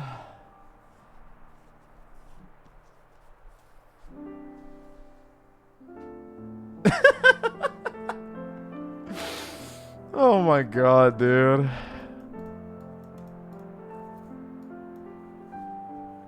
It's called we do a little blatant lying. It's called we do a little lying. Which means Riku grew up with Shulk. He's just one of Ricky's... That's how fucking... He was probably the one that put the legendary biter there. On the Nopon, he has this to say. In the... Wow! In the world of Ionios, Nopon are external entities residing outside of the flow, so they don't have a lifespan, they live forever. Wow, bro. Good reveal. I mean, it makes sense. Why did Ricky have to die? They live forever! They fucking live forever!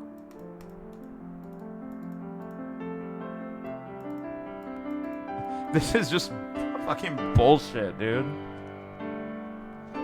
On the Nopon, he has this to say. In this world, the world of Ionios...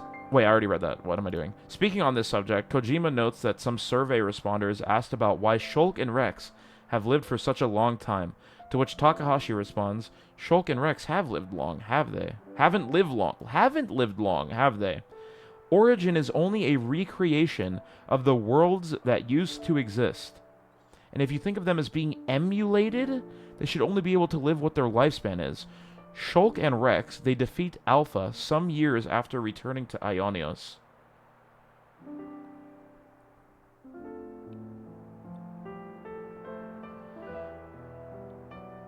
Oh my fucking god. Bro, Vince, get the fuck out of here if you haven't finished FR. Bro, you are trolling. You are trolling. Go play it immediately. Origin is only a recreation of the worlds that exist. If you think of them as being emulated, they should only be able to live what their lifespan is. Shulk and Rex, they defeat Alpha some years after arriving to Ionios, and they shift to sustaining the world after that. But how should I say this? Their rank. Their rank is the same as Alvis and the rest of the Trinity processor. Holy fuck, dude. And if this is also true for Melia, Nia, and Fiora, who possessed Mayneth's Monado.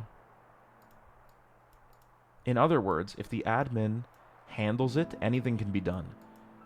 If the source code of that world is written as a recreation of reality, then if, for example, their lifespan was set as 80 years old, when they say they can give their lifespans to Glimmer and Nicole, they can, if they rewrite the code. But you normally shouldn't do that, because you know what kinds of glitches will occur. What, God, this reminds me of something. This reminds me of Kingdom Hearts, is what it reminds me of. Sora, Donald, and Goofy, kind of just, like, fucking up the world order, the world border, whatever the fuck.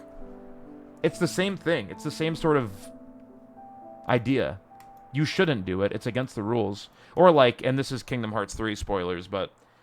like, at the end, when Sora misuses his power of waking, and, like, yeah, exactly, Brandroid.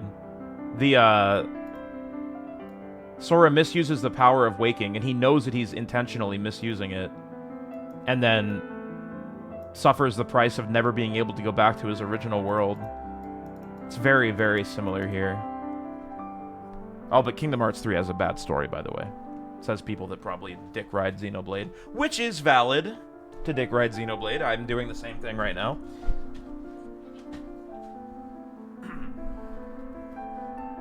About golden motes, he has this to say: golden motes, that's ascension. Yeah, dissipation. And it turns into a form that is difficult, no, impossible for Zed and the Mobius to use. Disappearing to the outside of their systems without being used by the Mobius. Interesting. Takahashi says that the hooded boy at the start of Chapter 6 is a part of N that resides deep within Noah's psyche. Gonna have to rewatch that. Oh, is this it? No. No. Takahashi's final comment to wrap the interview up. Xenoblade was released in 2010, and some of our customers have been with us through all of those 14 years, continuing to follow us, and that makes me deeply emotional.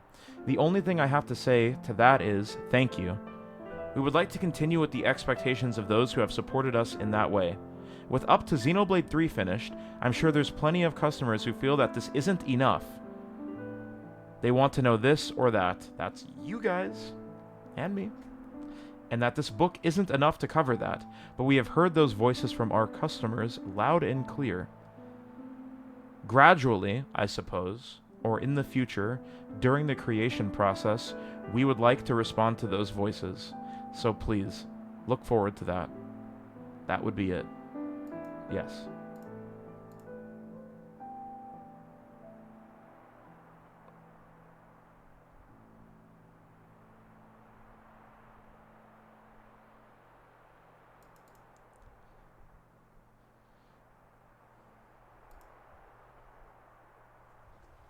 Let's go.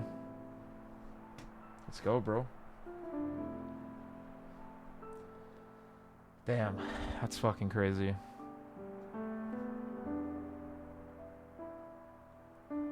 That was awesome.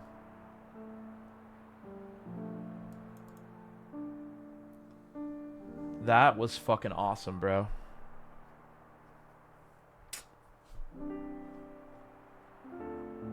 Holy shit, dude. Did I cover anything other than the art book so far? No, I have this. Oh my god.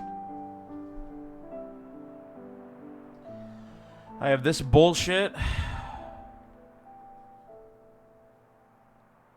And then this thing.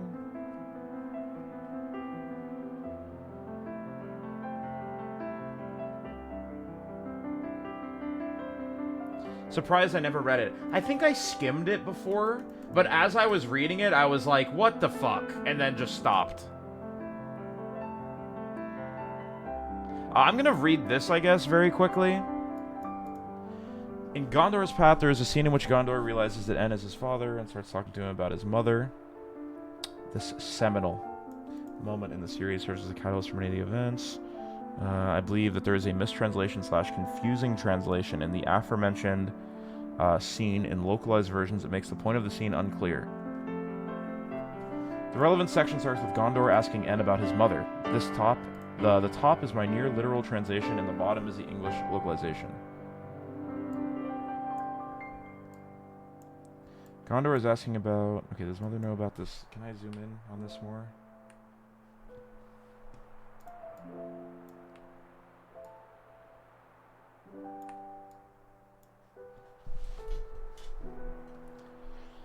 Gondor is asking about whether his mother, M, knows why N is doing this, but the verb is implied, and this is where trouble begins. The English script inserts the verb want instead. Does she know this? But it's instead, does she want this? She doesn't need to know. Well, okay, wait. The top needs your near literal translation, the bottom is the English localization. You don't need to know. I mean, the delivery on this was still banger. The subject is omitted and implied. The English script deviates by assuming this is about Gondor when it was in fact about M knowing. She doesn't need to know. I mean, that... Wow, I mean, that does change it quite a bit. Is this commonly accepted as true? This, this fucking retranslation?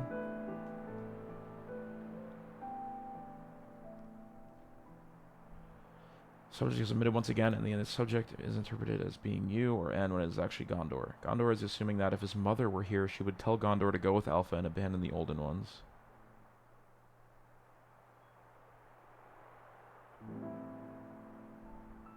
Olden ones.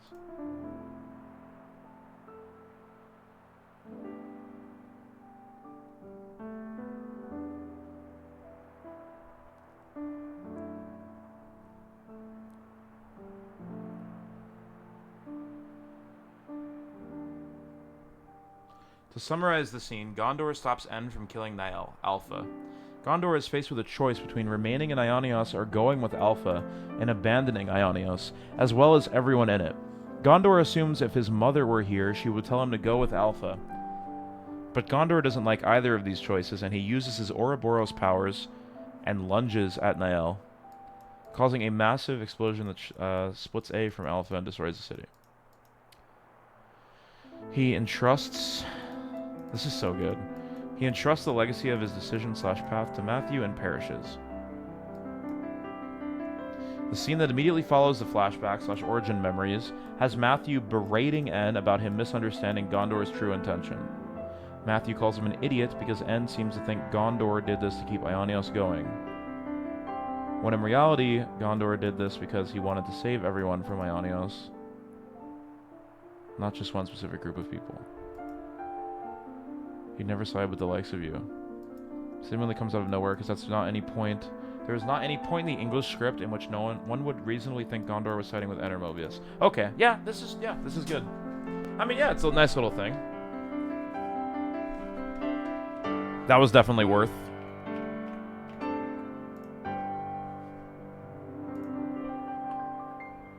God, what did I have it on?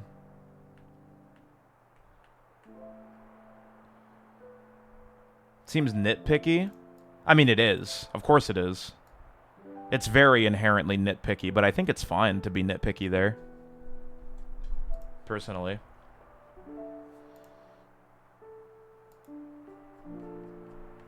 Okay.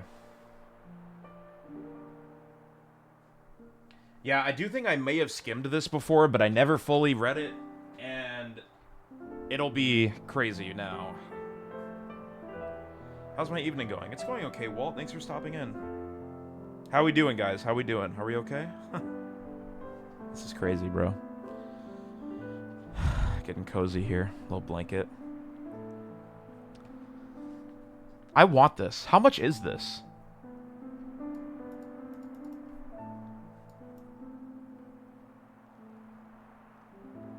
Can we get a Xenoblade music playlist on?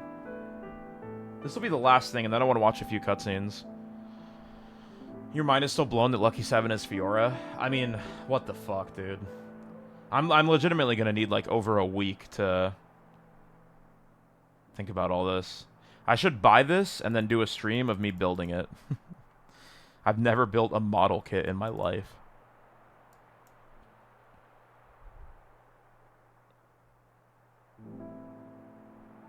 Why is Mui Mui on there?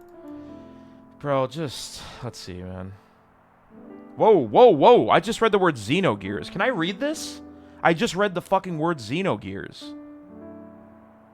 Am I fucked? Why did that just show up? It's in this paragraph. I'm not even reading this. What the fuck did you link me, Shulked? Why would you... Don't confirm it? What the fuck?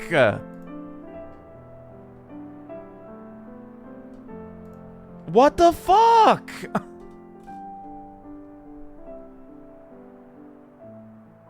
Why the fuck did you link me this without reading that? Am I fucked? Don't confirm anything here. What? I mean, I guess you just did. What the fuck?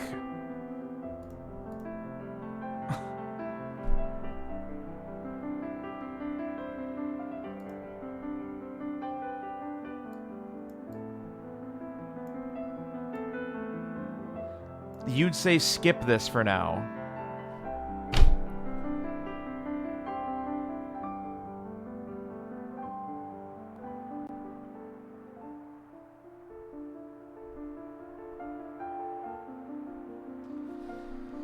I don't even know what to say. That's so cringe.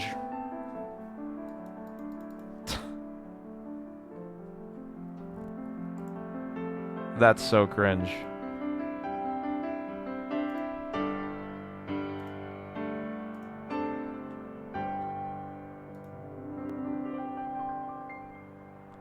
Don't read the bottom two addendums. I mean, I'm not even gonna read it now because I just got fucking... Okay, whatever. No, I'm not fucking reading this shit, dude.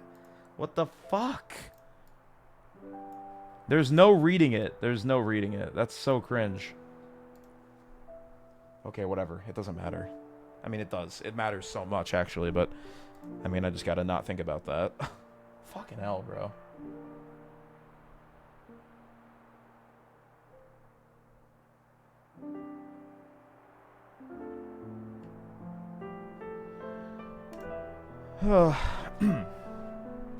Sophie, it's okay. I forgive you. Yeah, Monster Hunter Wilds today, yes. You haven't played Gears, but well... Bro, no. God, stop. Just shut the fuck up. Shut the fuck up. Shut up. Shut up. Shut up. Shut the fuck up. Like, I don't want to be a dickhead, but, like, type a 5 if I'm valid in telling these people to shut the fuck up. Like, bro, like, stop, bro. What did I just click?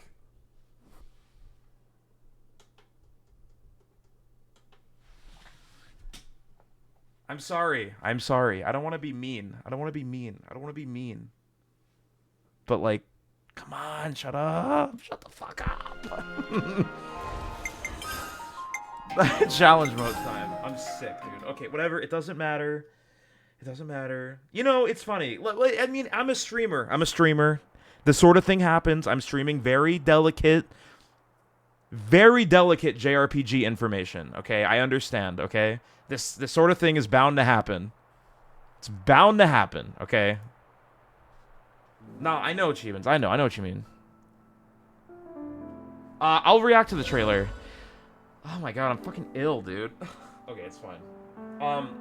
What should I do first? Should I react to the trailer? I heard the trailer is super spoilery. Should I react to that first, or should I watch the cutscene? I want to just watch, like, a few things. Just a few things. Oh my god, I'm sick, dude. Hold on. You gotta give me a minute. I'm fucking... Oh, God, man. I did not expect to see something like that. Woof. Yeah, link me the trailer, please.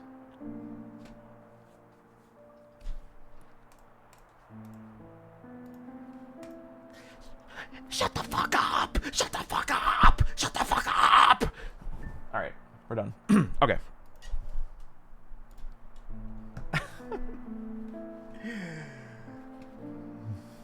I appreciate the sentiment. I do.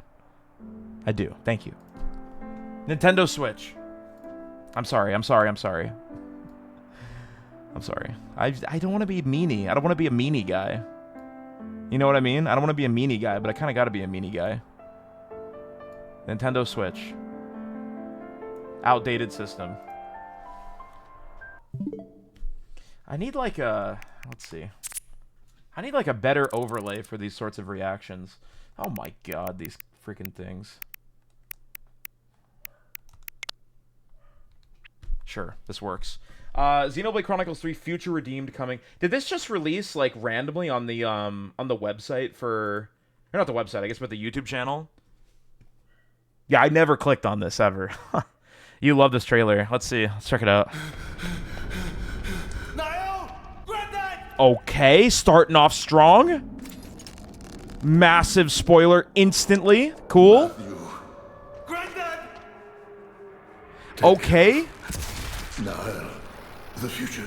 Granddad! It's in your hands. Matthew.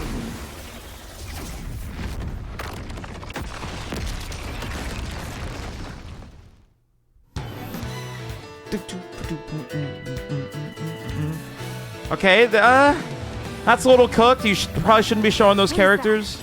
That weapon can't be a blade. All right, break it up. You want to scrap? You I mean, scrap with me. This is fine. This is okay to I don't show. normally stoop to this. I'm okay with all of this. Beneath me, the clockless. What do you want to do? Shulk. Fair enough. I mean, I guess I can permiss showing that. Attitude, kiddo. I'll show him a thing goes right. Personally, I wouldn't want to show that, but it's okay. It's okay. It's fine. This isn't so bad so far. Okay, not the party members. It's fine. Launch. Okay, it's good. Here I go. They're doing no damage even in the fucking trailer. Okay, great. So it's fine. With or without Mobius, nothing will change. Niall? In the end, people always kill people. I heard about that from Melia. A gift from Alvis, she called it. This it? Yes. Probably shouldn't show this. Is this how badly you wish to erase us? I still disagree with showing this. I really disagree. Wow. But now I'm glad I'm here. Okay. Glad I can choose for myself.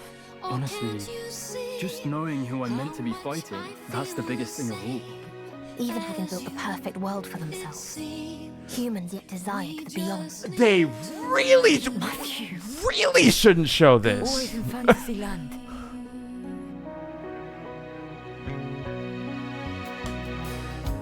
Wow. Okay, yeah, that's a fucking dog shit trailer. Jesus Christ, bro. What the fuck? Yeah, that's trash. Yeah, yeah, L. A with the real ass house. Wait, was that actually in there? I didn't even notice. Oh, yeah, this, right? Oh my fucking god. Um,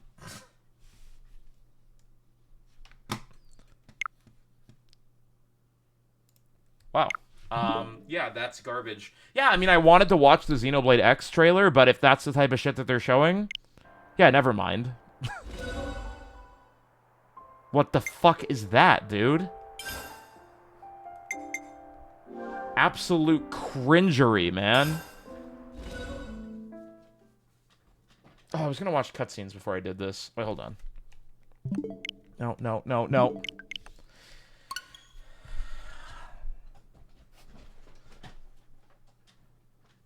No, I don't even want to watch the intro. Me when I ruin any amount of surprise. There's ruining some surprise, and then there's whatever the flying fuck that trailer was. Oh my god. What the fuck, bro? Nah, cause like, actually, what the fuck, bro? Square does the same thing with Final Fantasy. They put so much shit in their trailers. I think it's fine for Final Fantasy to an extent because it's, you know, one-off, you know, not connected titles, right?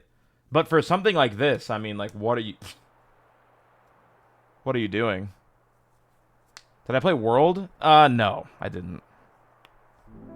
Thinking about this trailer makes you want to stop watching RPG trailers now? I mean, what the fuck?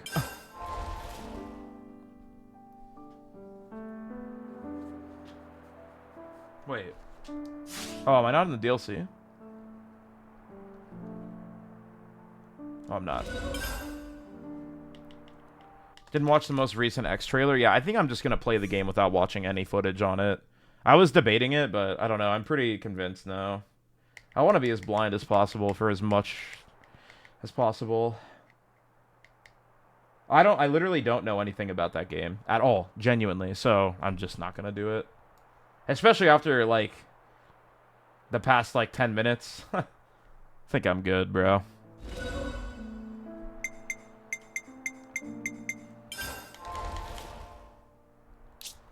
Favorites. You can favorite cutscenes. God, dude. What do I even want to... Like, I need to know the radio shit. I guess it starts with here. I mean, fucking every cutscene here is so crazy. Wow, the event viewer is actually really nice in this game. I'm gonna pay attention to the radio very intently. Okay, we have ads in 1 minute. Guys, if you are enjoying the stream, please feel free to check if you have a Twitch Prime available. Haha. Appreciate that. You don't have to do it. Just you being here is a W, but if you do want to support the stream, that'd be also fucking lit. Let's go. This is my full-time meme right now, so every dollar helps type of thing. So yeah, let's go. Let's just check some of this out. Let's see what's good. Top 5 cutscenes to make your head explode. Dude, so insane. I literally could not say anything during the entirety of these cutscenes. Bro, oh my god, Alpha's true form is so lit, bro. I was just stun-locked, bro. Like, turbo stun-locked. Dead silent in Chapter 5, yep. That's no other...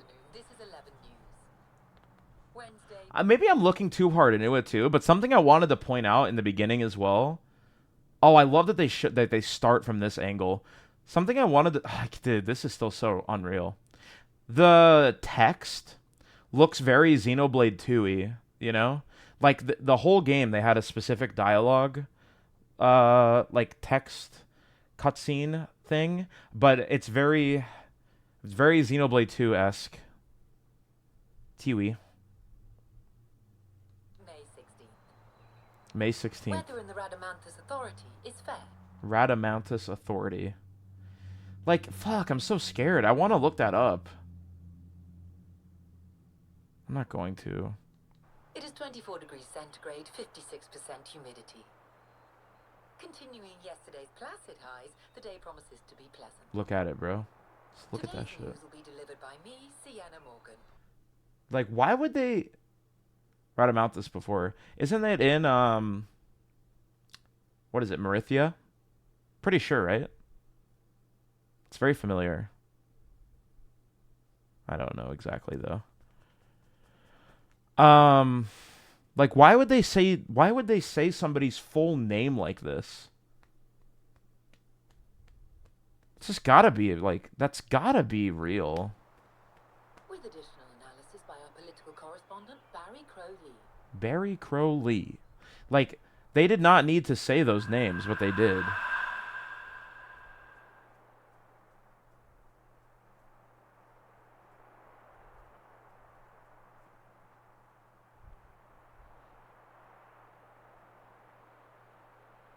Are the houses relevant, like, in any particular way? I don't know. Where's this?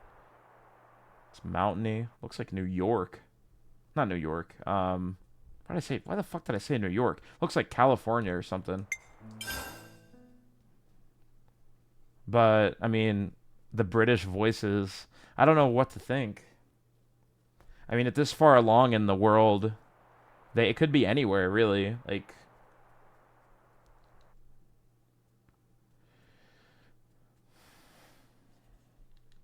this is nice. I can finally take some real screenshots here.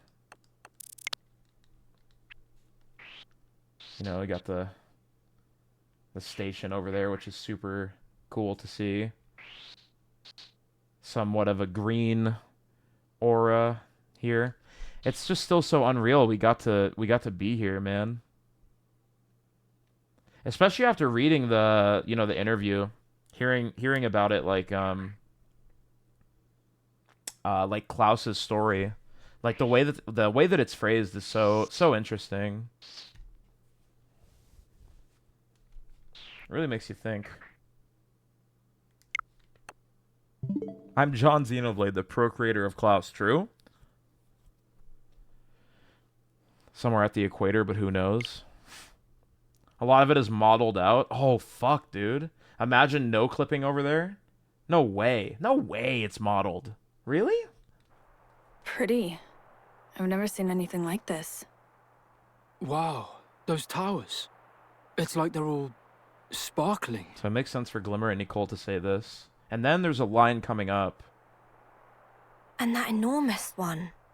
It's so huge. Bigger than a castle. Shulk. This what I think it is. Makes sense for these two to say this. The source of us all. Zanza. No. Klaus's world. Before the fall.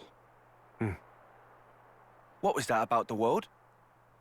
Before mine and Rex's worlds came to be, everything was one. And this is that place. What you said at the base about the two worlds before they came together. This was even further back than those ones. The lad's got brawn and brains. I'm impressed. So what? We've traveled back into the past then? No, not really. This is Origin's memory stage. We were directly underneath it. Yeah. I think we're probably inside of it now. It's still so hard to... It's still so hard to comment on things. Like, every line is still so, like, intricate. Meaning, we're inside someone's memories? Of all the people who could remember this era, only one's left. Of all the people that could remember this era, only one's left. Fair. But what's the point of him showing us all this? It's Alpha through the memories of Klaus. The artificial intelligence.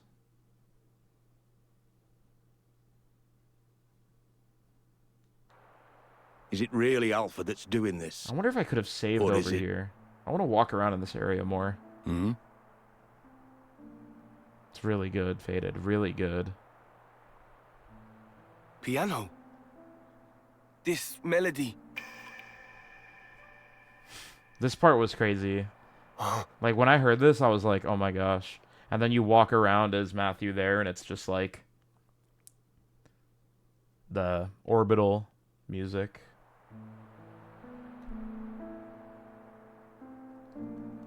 Any song with a title theme, I know. Not sure menu is even accessible in the memory stage until the Alvis Phase 1 began. Yeah, I didn't even try. Oh my gosh, Mr. Muggs, dude. You did need me for the crew battle. I was thinking that, actually. You guys got kind of worked. Good job on your win, though. You had a good win at Cav Clash. I'm definitely not trying to talk about Smash Bros. Right now, but, hell yeah.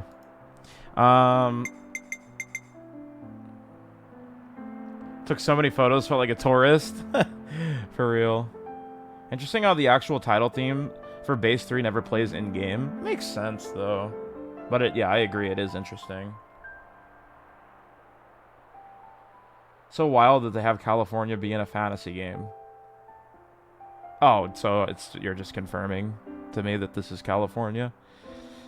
I mean, I guess it does look like it. That's what I said, so...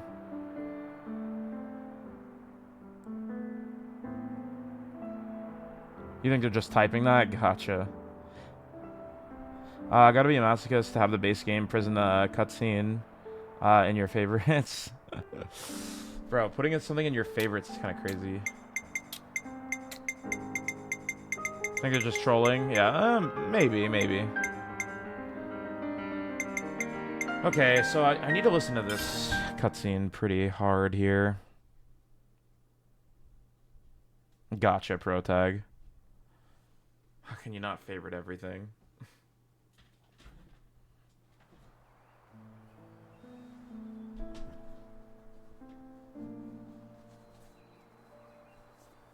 Not L!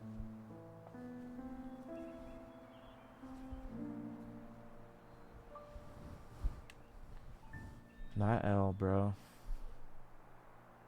Beautiful character. Huh? You guys said this was her first voice acting role ever? Welcome! I was waiting for you. Well, Barry, don't you think...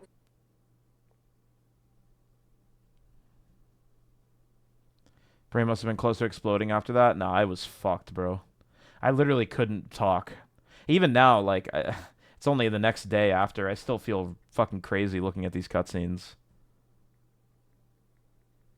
She was on Game of Thrones. Yeah, she's really good. She kills this part. Super good. This weather we're having is just perfect. Not L.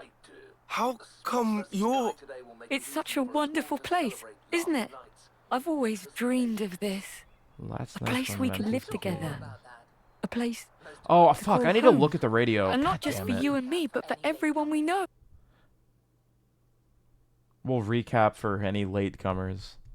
It is, bro, is that not, like, actually the what do I want to say? The subtitles from 2? I think it is. Like, I think it, like, legitimately just is. That's an explicit question. It is? Yeah, okay.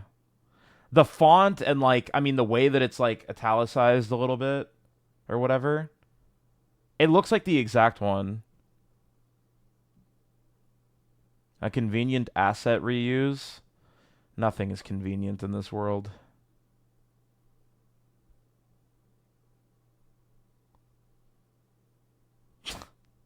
Loco. The font is different? Yeah, maybe. 2 and 3s have the same subtitle font. 2s are just larger. And so I think it is like a... I mean, I don't know. That's my theory. That's my headcanon here. Is that it's... You know, an intentional callback. I think the choice is... Yeah, I think it is. Because you don't see this in any other part of 3, to my recollection. Maybe you do, but I don't think you do. And why would it just all of a sudden be here for the radio? I mean, I don't know. It feels like... Just very, very intentional. Every who? These fucking kids just won't shut the fuck up, man. Quit giggling. I don't give a fuck about you. Come on. I want these voice lines isolated, but that's kind of cheating. Of Earth Life Colonization Project's 8th mothership, the Icarus. Did they... 480,000 settlers to the Eta Carinae Nebula in the Carina Sagittarius arm of the Milky Way. This all has to be so fucking relevant. Everything here. taking 480,000.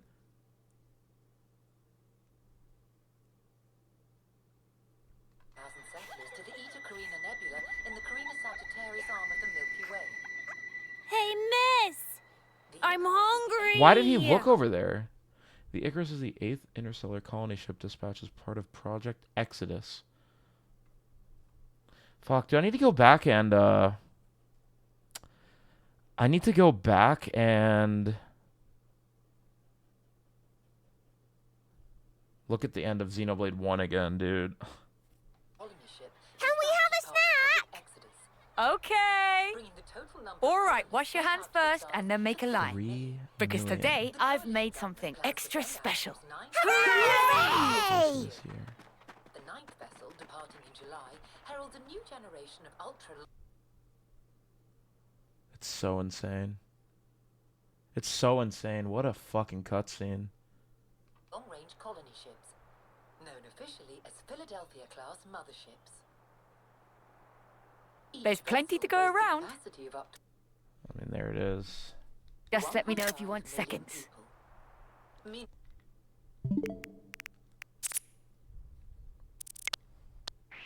Oh.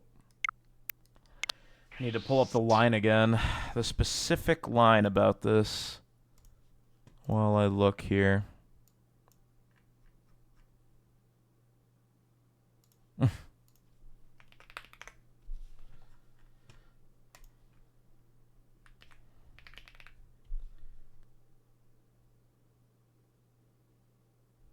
A caption credited to an unnamed Monolith Soft employee for the infamous radio in the Future Redeemed. The infamous radio. The infamous radio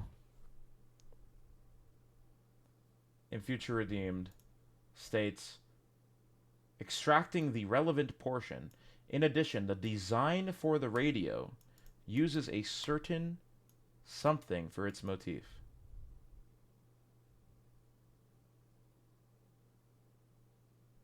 Why would they say that? Maybe don't read this. This is what I already read this. I already read all of this.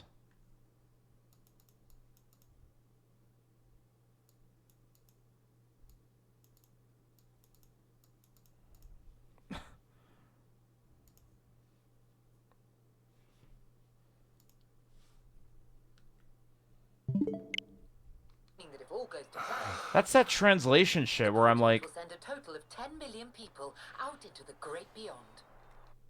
oh. There it is.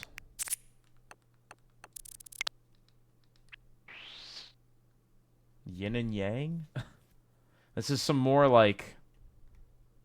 This is some more fucking... symbolism, basically. I'm really about to Google yin yang right now.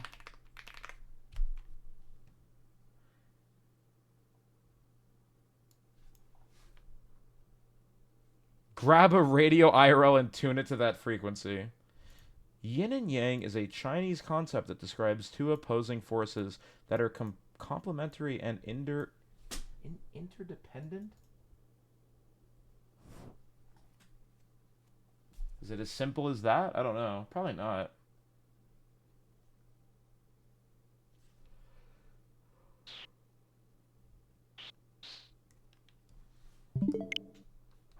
Now for our next story. It concerns the Saviorite Human Rights Protection Bill brought to Congress last summer. Saviorite. See? Isn't this great? We heard the 13 authorities. The 13 authorities. Great. There's no room for woes or worries here.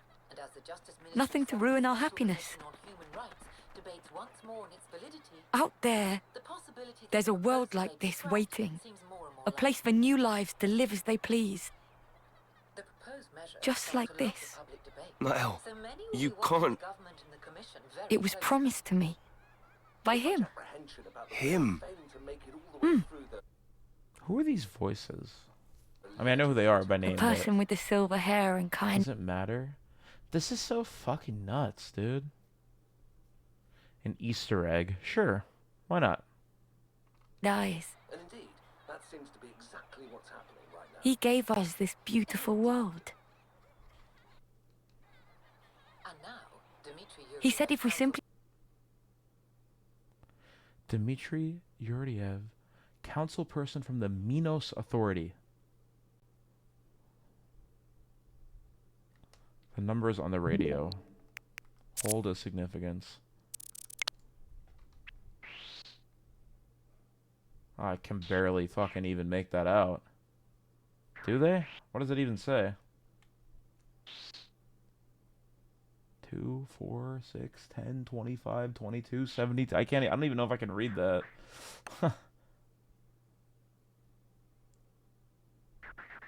They're the release dates of all the Xeno games. Oh, that's sick. You have an HD image? I mean, I'll take an HD image of it. I'll take that for sure.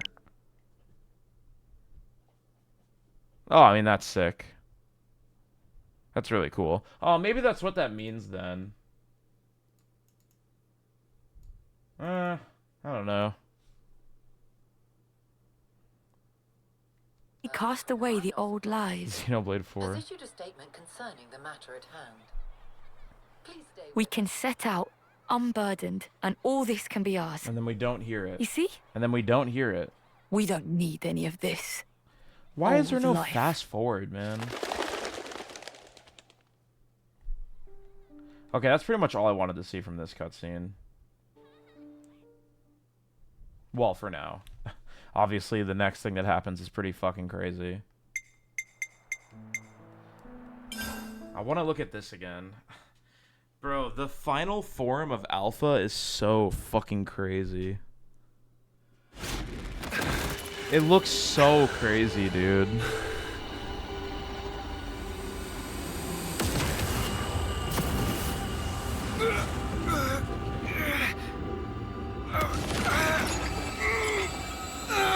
Careful! Please stay with us. Yeah, I mean, come on. Now he's trying to suck Matthew in too. He's found it.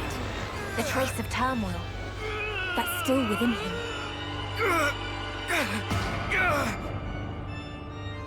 I love the arena too. For the fight. It looks like there's like Monado markings on like the. I want to like see I want to see a free cam of it. You have done nothing. I think that'd be really cool.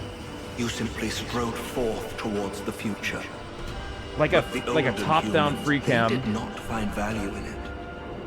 You must have realized. His voice is dreamy. It's really good. This is not where you belong. Stop! There are free Why cam make a videos martyr around. of yourself? Why be a stepping stone? For as long as the old is not excised, mankind has no future. The old? You say? It's in your hands, Matthew. Gotta be kidding me. I'm nowhere near done yet. I'm not dying with so much left undone. Bro, Matthew has, in every single scene, so much raw willpower. Bro, this is so crazy.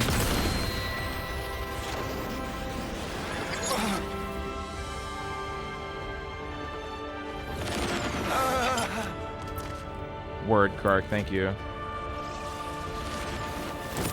Dude, fucking, oh my god, just imagining Logos there. Matthew! Noel! Just the, I mean, oh, it's so good.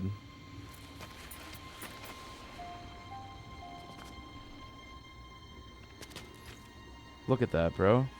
You again. I mean, thematically, it makes so much sense with N's character as well. Don't mistake me. I am one who lives in the now. My blade knows no regrets. I mean, yeah, true. I mean, I guess it does. It does look like it there. You'd say that. But again, based on And 2, that's I mean, it's so wild. I can't afford to just take off. Malos is dead or disappeared. I don't know. Fuck it, dude. Kind of interesting how he wants to get rid of the old one. He's the oldest one here. Hey. Wait, true. You okay? Selfish. Then Exactly, Brandroid. I love that he like. Let's seize it together. That he takes the spotlight here and he works with it so well. I'm sorry. It's nothing. In. I've got a crap load of stuff I want to say to you. But right this instant, I'm glad we're both fighting on the same side. Am I right? Tip of Malice's Monado. I'd have to go back and check it out. I haven't looked at that thing in a while. Go. Mr. Alpha, sir. You want to go so badly? Mr. Then Alpha, pick up sir. And go. This world, it belongs to us. Regrettable, Matthew. I'd hoped that we could celebrate the day of departure together. But very well. It seems that I must forsake you. The olden ones. Olden life. Just hearing the voice. Olden notions. Shift. You know, you just don't know what you're about to see. And yeah, the song is so good. Yeah, look at the markings in the arena. Very, very relevant stuff.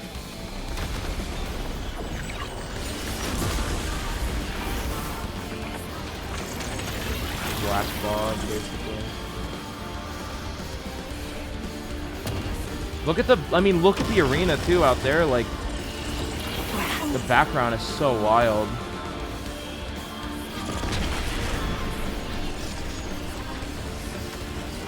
This transformation, I could have just never seen it coming. And then the absolute true Monado as well. Alpha's creation at maximum capacity. Yeah, it is unreal. It is truly unreal.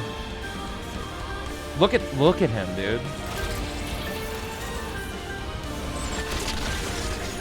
Look at this thing. It's so fucking crazy. Beyond Monado. Oh, so cool. Yeah, I don't know when I want to talk about it, but like, I don't know, man. I guess in terms of like super late, you know, inevitability type of thing, I guess that the main characters are right in a way where they're talking about, you know, if Alpha did succeed with, you know, taking, you know, city survivors, which are, you know, not part of either worlds, and then bringing them to a new world and creating something off of that. Like, I guess you can, like, infer that there would be some sort of downfall, like, with what happened with Klaus. But, I mean, to what I understand about that scenario, that is so far into the future. So, I guess it comes with a, I don't know, like, there's so much to talk about there, like, a moral meaning. Like, is Alvis even really in the wrong? Or Alpha. Is he even really in the wrong? Because it's like, you either...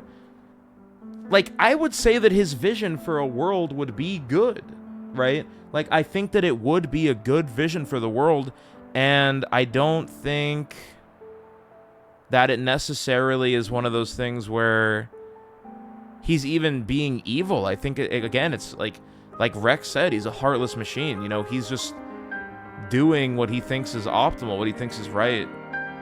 But I guess to that extension, too, it's just like more of a Klaus thing, where Klaus tried to do somewhat of the same in Xenoblade 2, where he regret his actions, and then he became the architect or whatever and created the world that he thought should have been a thing.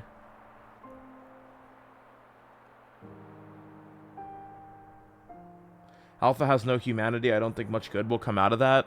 Well, that's why he shepherds the people. The unbiased new generation of people. Right? I don't know. Forsaking the millions born before is pretty fucked up. I mean, yeah. Like, it is, but... Again, if it's too, you know, fully... You know, come into a new world, it's like... Again, do you allow the cycle of hatred to continue? The cycle of killing and unjust actions or whatever, as was seen now 3 times over, right? Xenoblade 1, 2, and 3. You could even say 4 times over if you include the original world, right?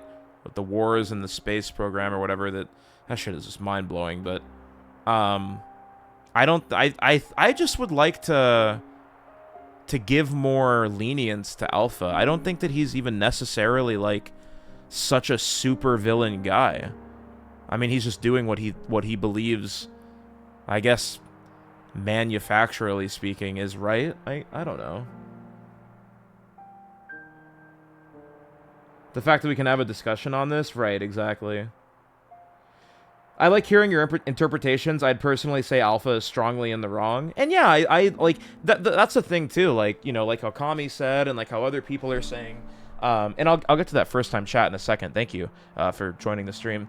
I think that it's interesting, right? Because you can view it from Matthew's perspective, and I would even argue that like someone like Matthew's perspective, right? I would say that is more stubborn than anything, right? I don't think that it's necessarily like one of those things where I don't think either of them are in the right. I don't even think you can say it's a right or a wrong. Yo, Noble, what's up, bro? Yeah, we're just wrapping up kind of my post-game conclusion here. But feel free to check out the VODs if you want. Did I expect all of this lore drop when starting the DLC? Fuck no. Absolutely not. Fuck no, I didn't. Iron Rockman. Part of you wonders if Ontos manufactured the entire crisis to make sure that the Ouroboros power made its way to the base game. A foresaw everything, implying that Alpha should have seen everything as well. True. Oh my god, the fucking madman did it! We had all given up on you. We had all given up Squoosher. I love you. We had all given up on you. Let's fucking go, bro. Smiles and W's in the fucking chat for the boy. You did not have to do that. Okay, you just earned my fucking respect there, brother. You actually just earned my respect there. Better not give up on you, bro. I'm not giving up ever, dude. Dude, you're a good Squoosher. Didn't he say 20? The fact that you even dropped a tenner is kind of a... That's hella based. It's been a good stream. #1 weekly gifted leaderboard spot, which I will be streaming every day of the week, most likely, so that's much value. Squoosher. Thank you, brother. Thank you. Appreciate that. Thank you so much. Thank you, thank you, thank you, thank you. Thank you, bro. You definitely did not have to do that again, but I really appreciate it. Your first ever in the channel as well, and it's a 10-pack. Let's fucking go, bro. How's your night going, brother? But yeah, no, Iron Rockman. I'm not sure how to say your name here. Yeah, no, it's so fucking interesting. What the hell? That was a hella delayed hype train. Hype train started. Let's go, dude. A little hype train. That's what I'm talking about. I love the existence of A. Supposes that there was an inherent goodness / morality in Alvis, despite the fact it's supposed to be the... Yeah, exactly, because of the conscience that I guess became born due to, yeah, like his travels, or like its travels with Shulk. You know? How does Little Map? Yo, yeah, you can grab your own turn-up emote with the hype train. You guys want a hype train emote? Get in there. I do understand where Alpha is coming from, because Zed pretty much being the will of the souls in Origin shows him the people of the past haven't changed, so why save them? Yeah, I mean, he's pretty much always had that philosophy too. I don't know, low-key, I'm kind of an Ontos sympathizer. Not gonna lie. I mean, like, it feels weird saying it, but I feel like, honestly, dude, like, does that make me weird? Is that weird? I kind of think that it's not a... I don't know. I mean, Ontos, Numa, and Logos were all made to be built for these situations. Yeah, Noble, definitely not, please. Please, definitely no. Yeah, thank you for premising it like that, though, or putting it like that. I'm excited to go into X as unspoiled as possible. Isn't it the same dilemma as Ultima at the end of 16? Any future he would have created, unless it was robbed of free will, would have always led to the same. I can't comment on it because I haven't finished 16 yet. I'm in like the final stages of the game. But yeah, I guess I shouldn't have fucking read that either. It's all good though. But yeah, whatever. I don't even care at this point. I literally don't even care. But what is it? Yeah, bro. I don't know. I do think that it okay 69 peak. L opinion. No, I did play it. I just haven't finished it yet. It's all good though. It's all good. It's all good. Alpha had no choice. Yeah, I mean that's a thing too. I mean he didn't. He low-key didn't have a choice.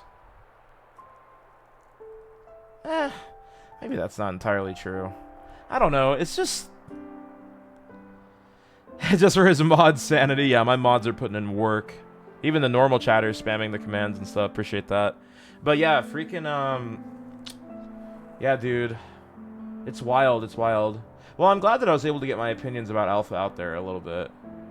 I want to go back and experience everything again, but I guess that's like the cool thing, right? That Protag said, I believe, is that, yeah, the fact that we can even have a discussion about like the morality of the right and the wrong here is really cool. You know, it goes all the way back to Klaus and everything too. Like it ties in so perfectly. The whole Trinity processor thing is awesome. Origin is so cool. Man, this was such a good game. This was such a good game. We actually, Noble, we just read all of that. I just read that entire thing on the stream before you joined. It's nice that you aren't tempted to instantly discard the ideals of the antagonist. I literally don't even consider Alpha an antagonist.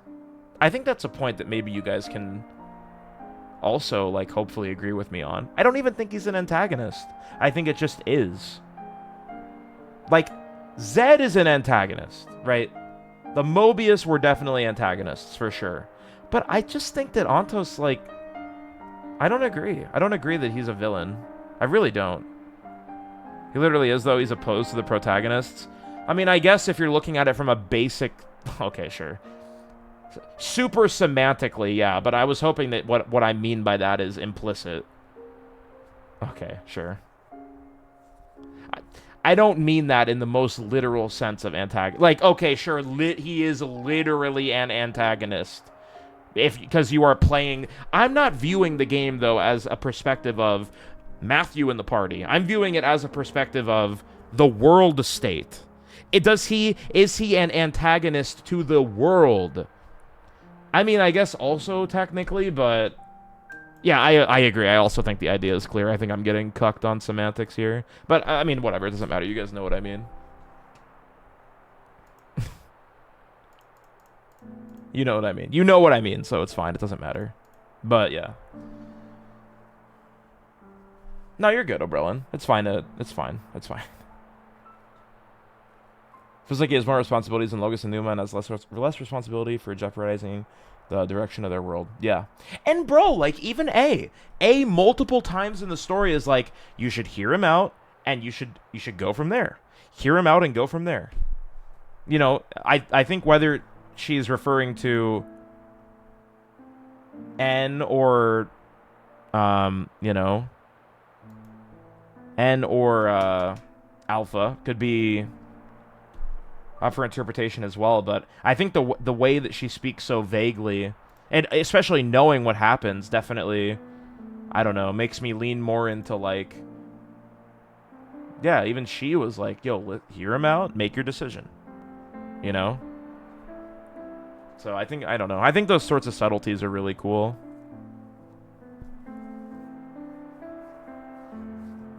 The enemy of my enemy is my twink. You are crazy.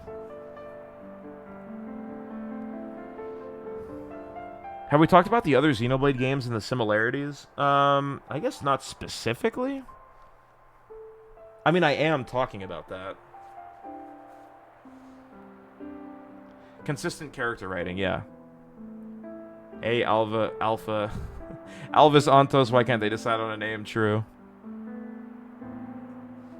Completely unrelated. I wanted to start organizing my Xenoblade 1 through 3 analysis, How to go about getting a channel to post these? Yeah, you can get a thread in the Xenoblade channel in the Discord. I would love that.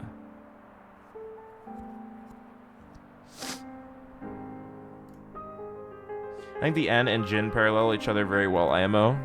Yeah, and it's really beautiful too, considering Logos being the sword. It's wonderful. Oh. Yeah, I don't know. It's Peem. It's Peem. It's fucking Peem. What do you want me to say?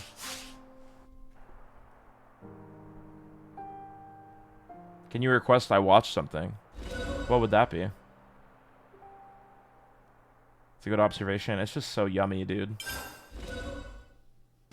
And what is this video? Oh, you just want me to react to this again?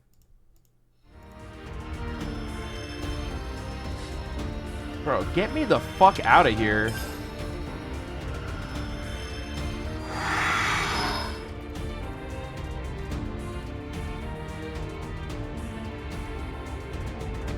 I don't know if I can react to this right now. It's a valid one, but I know yeah, I know what you mean.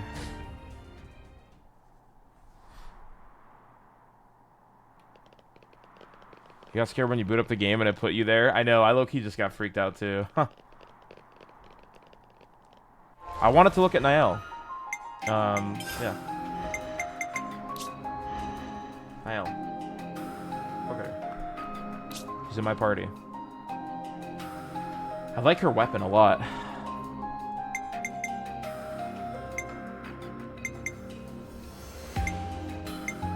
Is there anything I unlock in Future Redeemed besides Niall for beating it?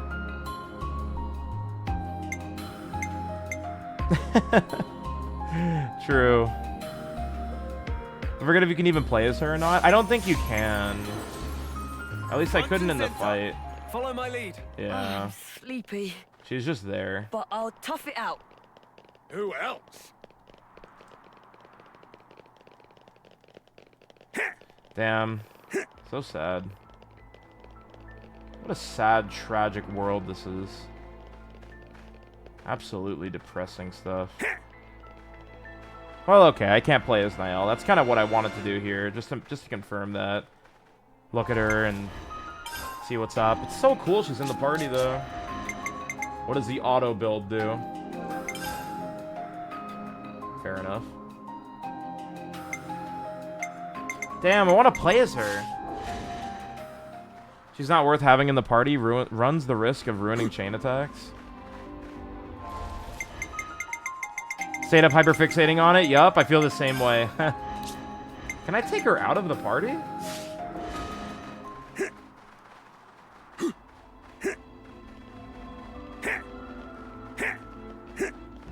Yeah, just go do other stuff. It's kind of fucked. Does she have animations at camp? How should I keep busy? Oh, she does. Look at her. Damn, bro. Damn.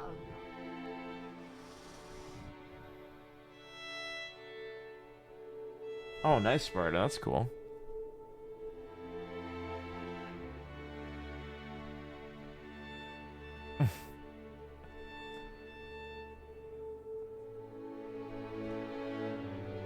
Eventually, the Annihilation events would have just destroyed everything and everyone.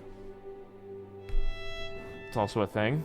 I mean, unless you beat the Mobius, right? Which is that's the whole idea of the main party there is go beat the Mobius and reconnect the worlds or whatever. Or bring them back to the original states or whatever the fuck. But yeah, in this way, it is. So that's another point that you could give Alpha, right?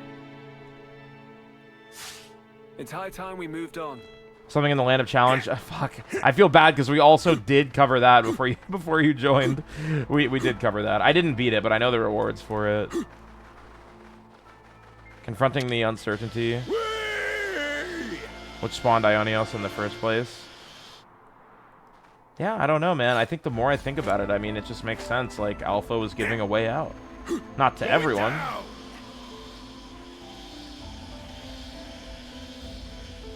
woefully late and uninformed. It's understandable. Someone have a link to that art book from earlier. I think Shulked might have it. I closed the tab. Grinding with soap shoes. That is actually what those are. He's felt that.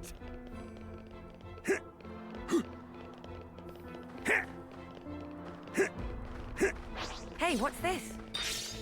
Yeah, Theorist. Really cool. Really, really cool stuff. Really, really just unbelievably good story. Like, I mean, we've been talking about it for the past 3 hours, and there's still so much to just think about, and I don't know, man. So cool. You didn't know Shulk and Rex were in the DLC, and the credits for the base game, they're listed with the voice actors. Like, does it say, like, Rex voice actor? Yeah, I didn't notice that for sure. Or do you mean just the names? They're only there if you have it downloaded? Okay, yeah, I didn't have it downloaded when I beat the game, so... Well, I did, technically, but I didn't have it downloaded on my console that I was playing it on.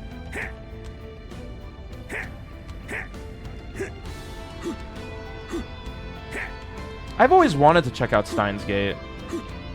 Never have, though. Listening. Yeah, Tronic, I might check that out in a different stream or something. It does seem like something I would want to know or whatever.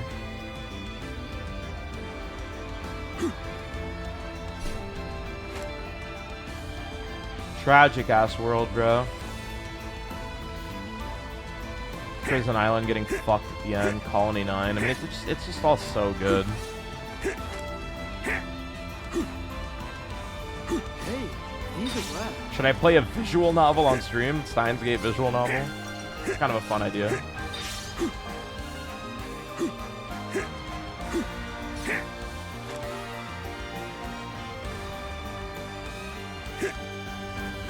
Going down. Play Ace Attorney. It's always been on the list. Would I play or watch it? I kind of only assumed that watching it was the way to go. Is playing it, like, a better option?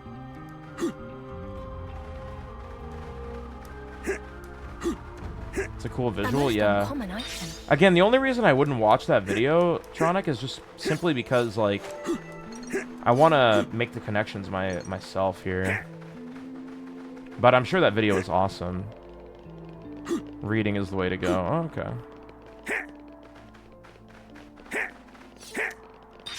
Oh, gosh, dude. This game is beautiful. Beautiful, beautiful, beautiful. I love Xenoblade so much, man.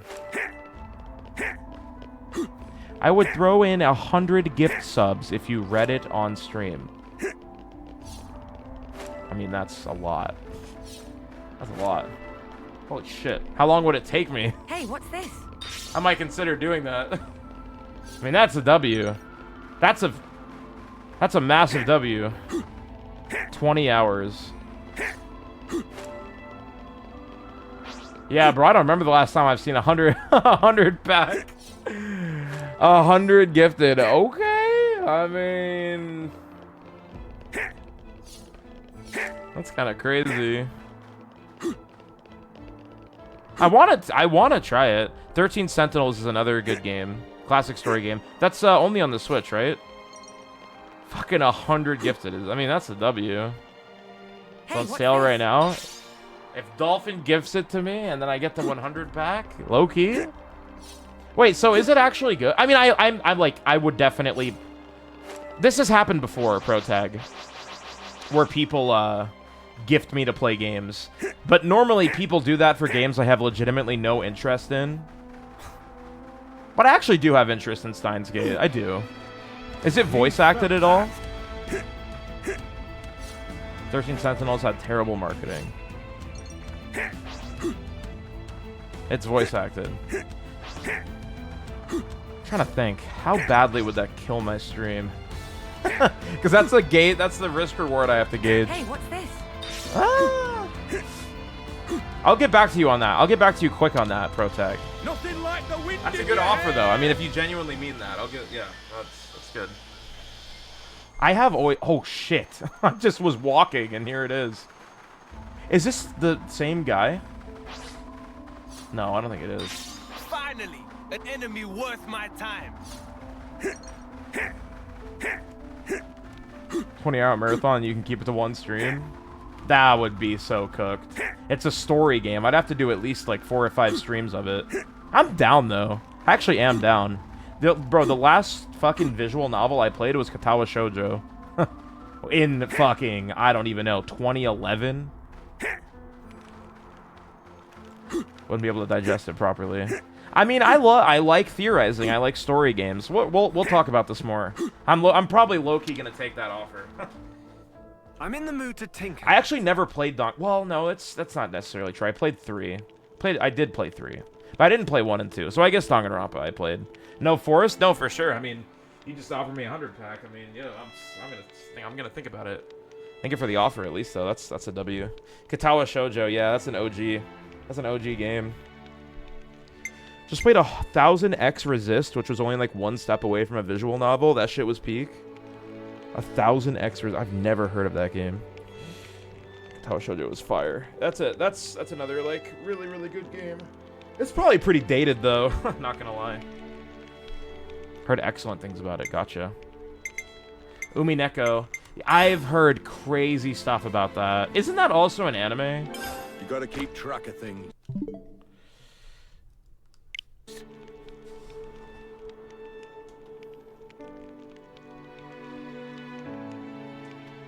No anime exists. It's with those like anime girls that look like super fried though, right?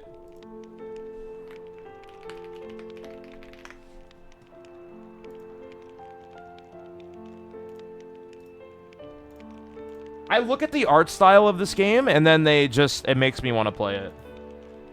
Like this character design, I've seen this, I don't know who this is, but I've seen this design throughout the years and I'm like, this is a game I need to play eventually. Just look at this fucking fried ass character, bro. They don't make it like that anymore. They do not make them like that anymore.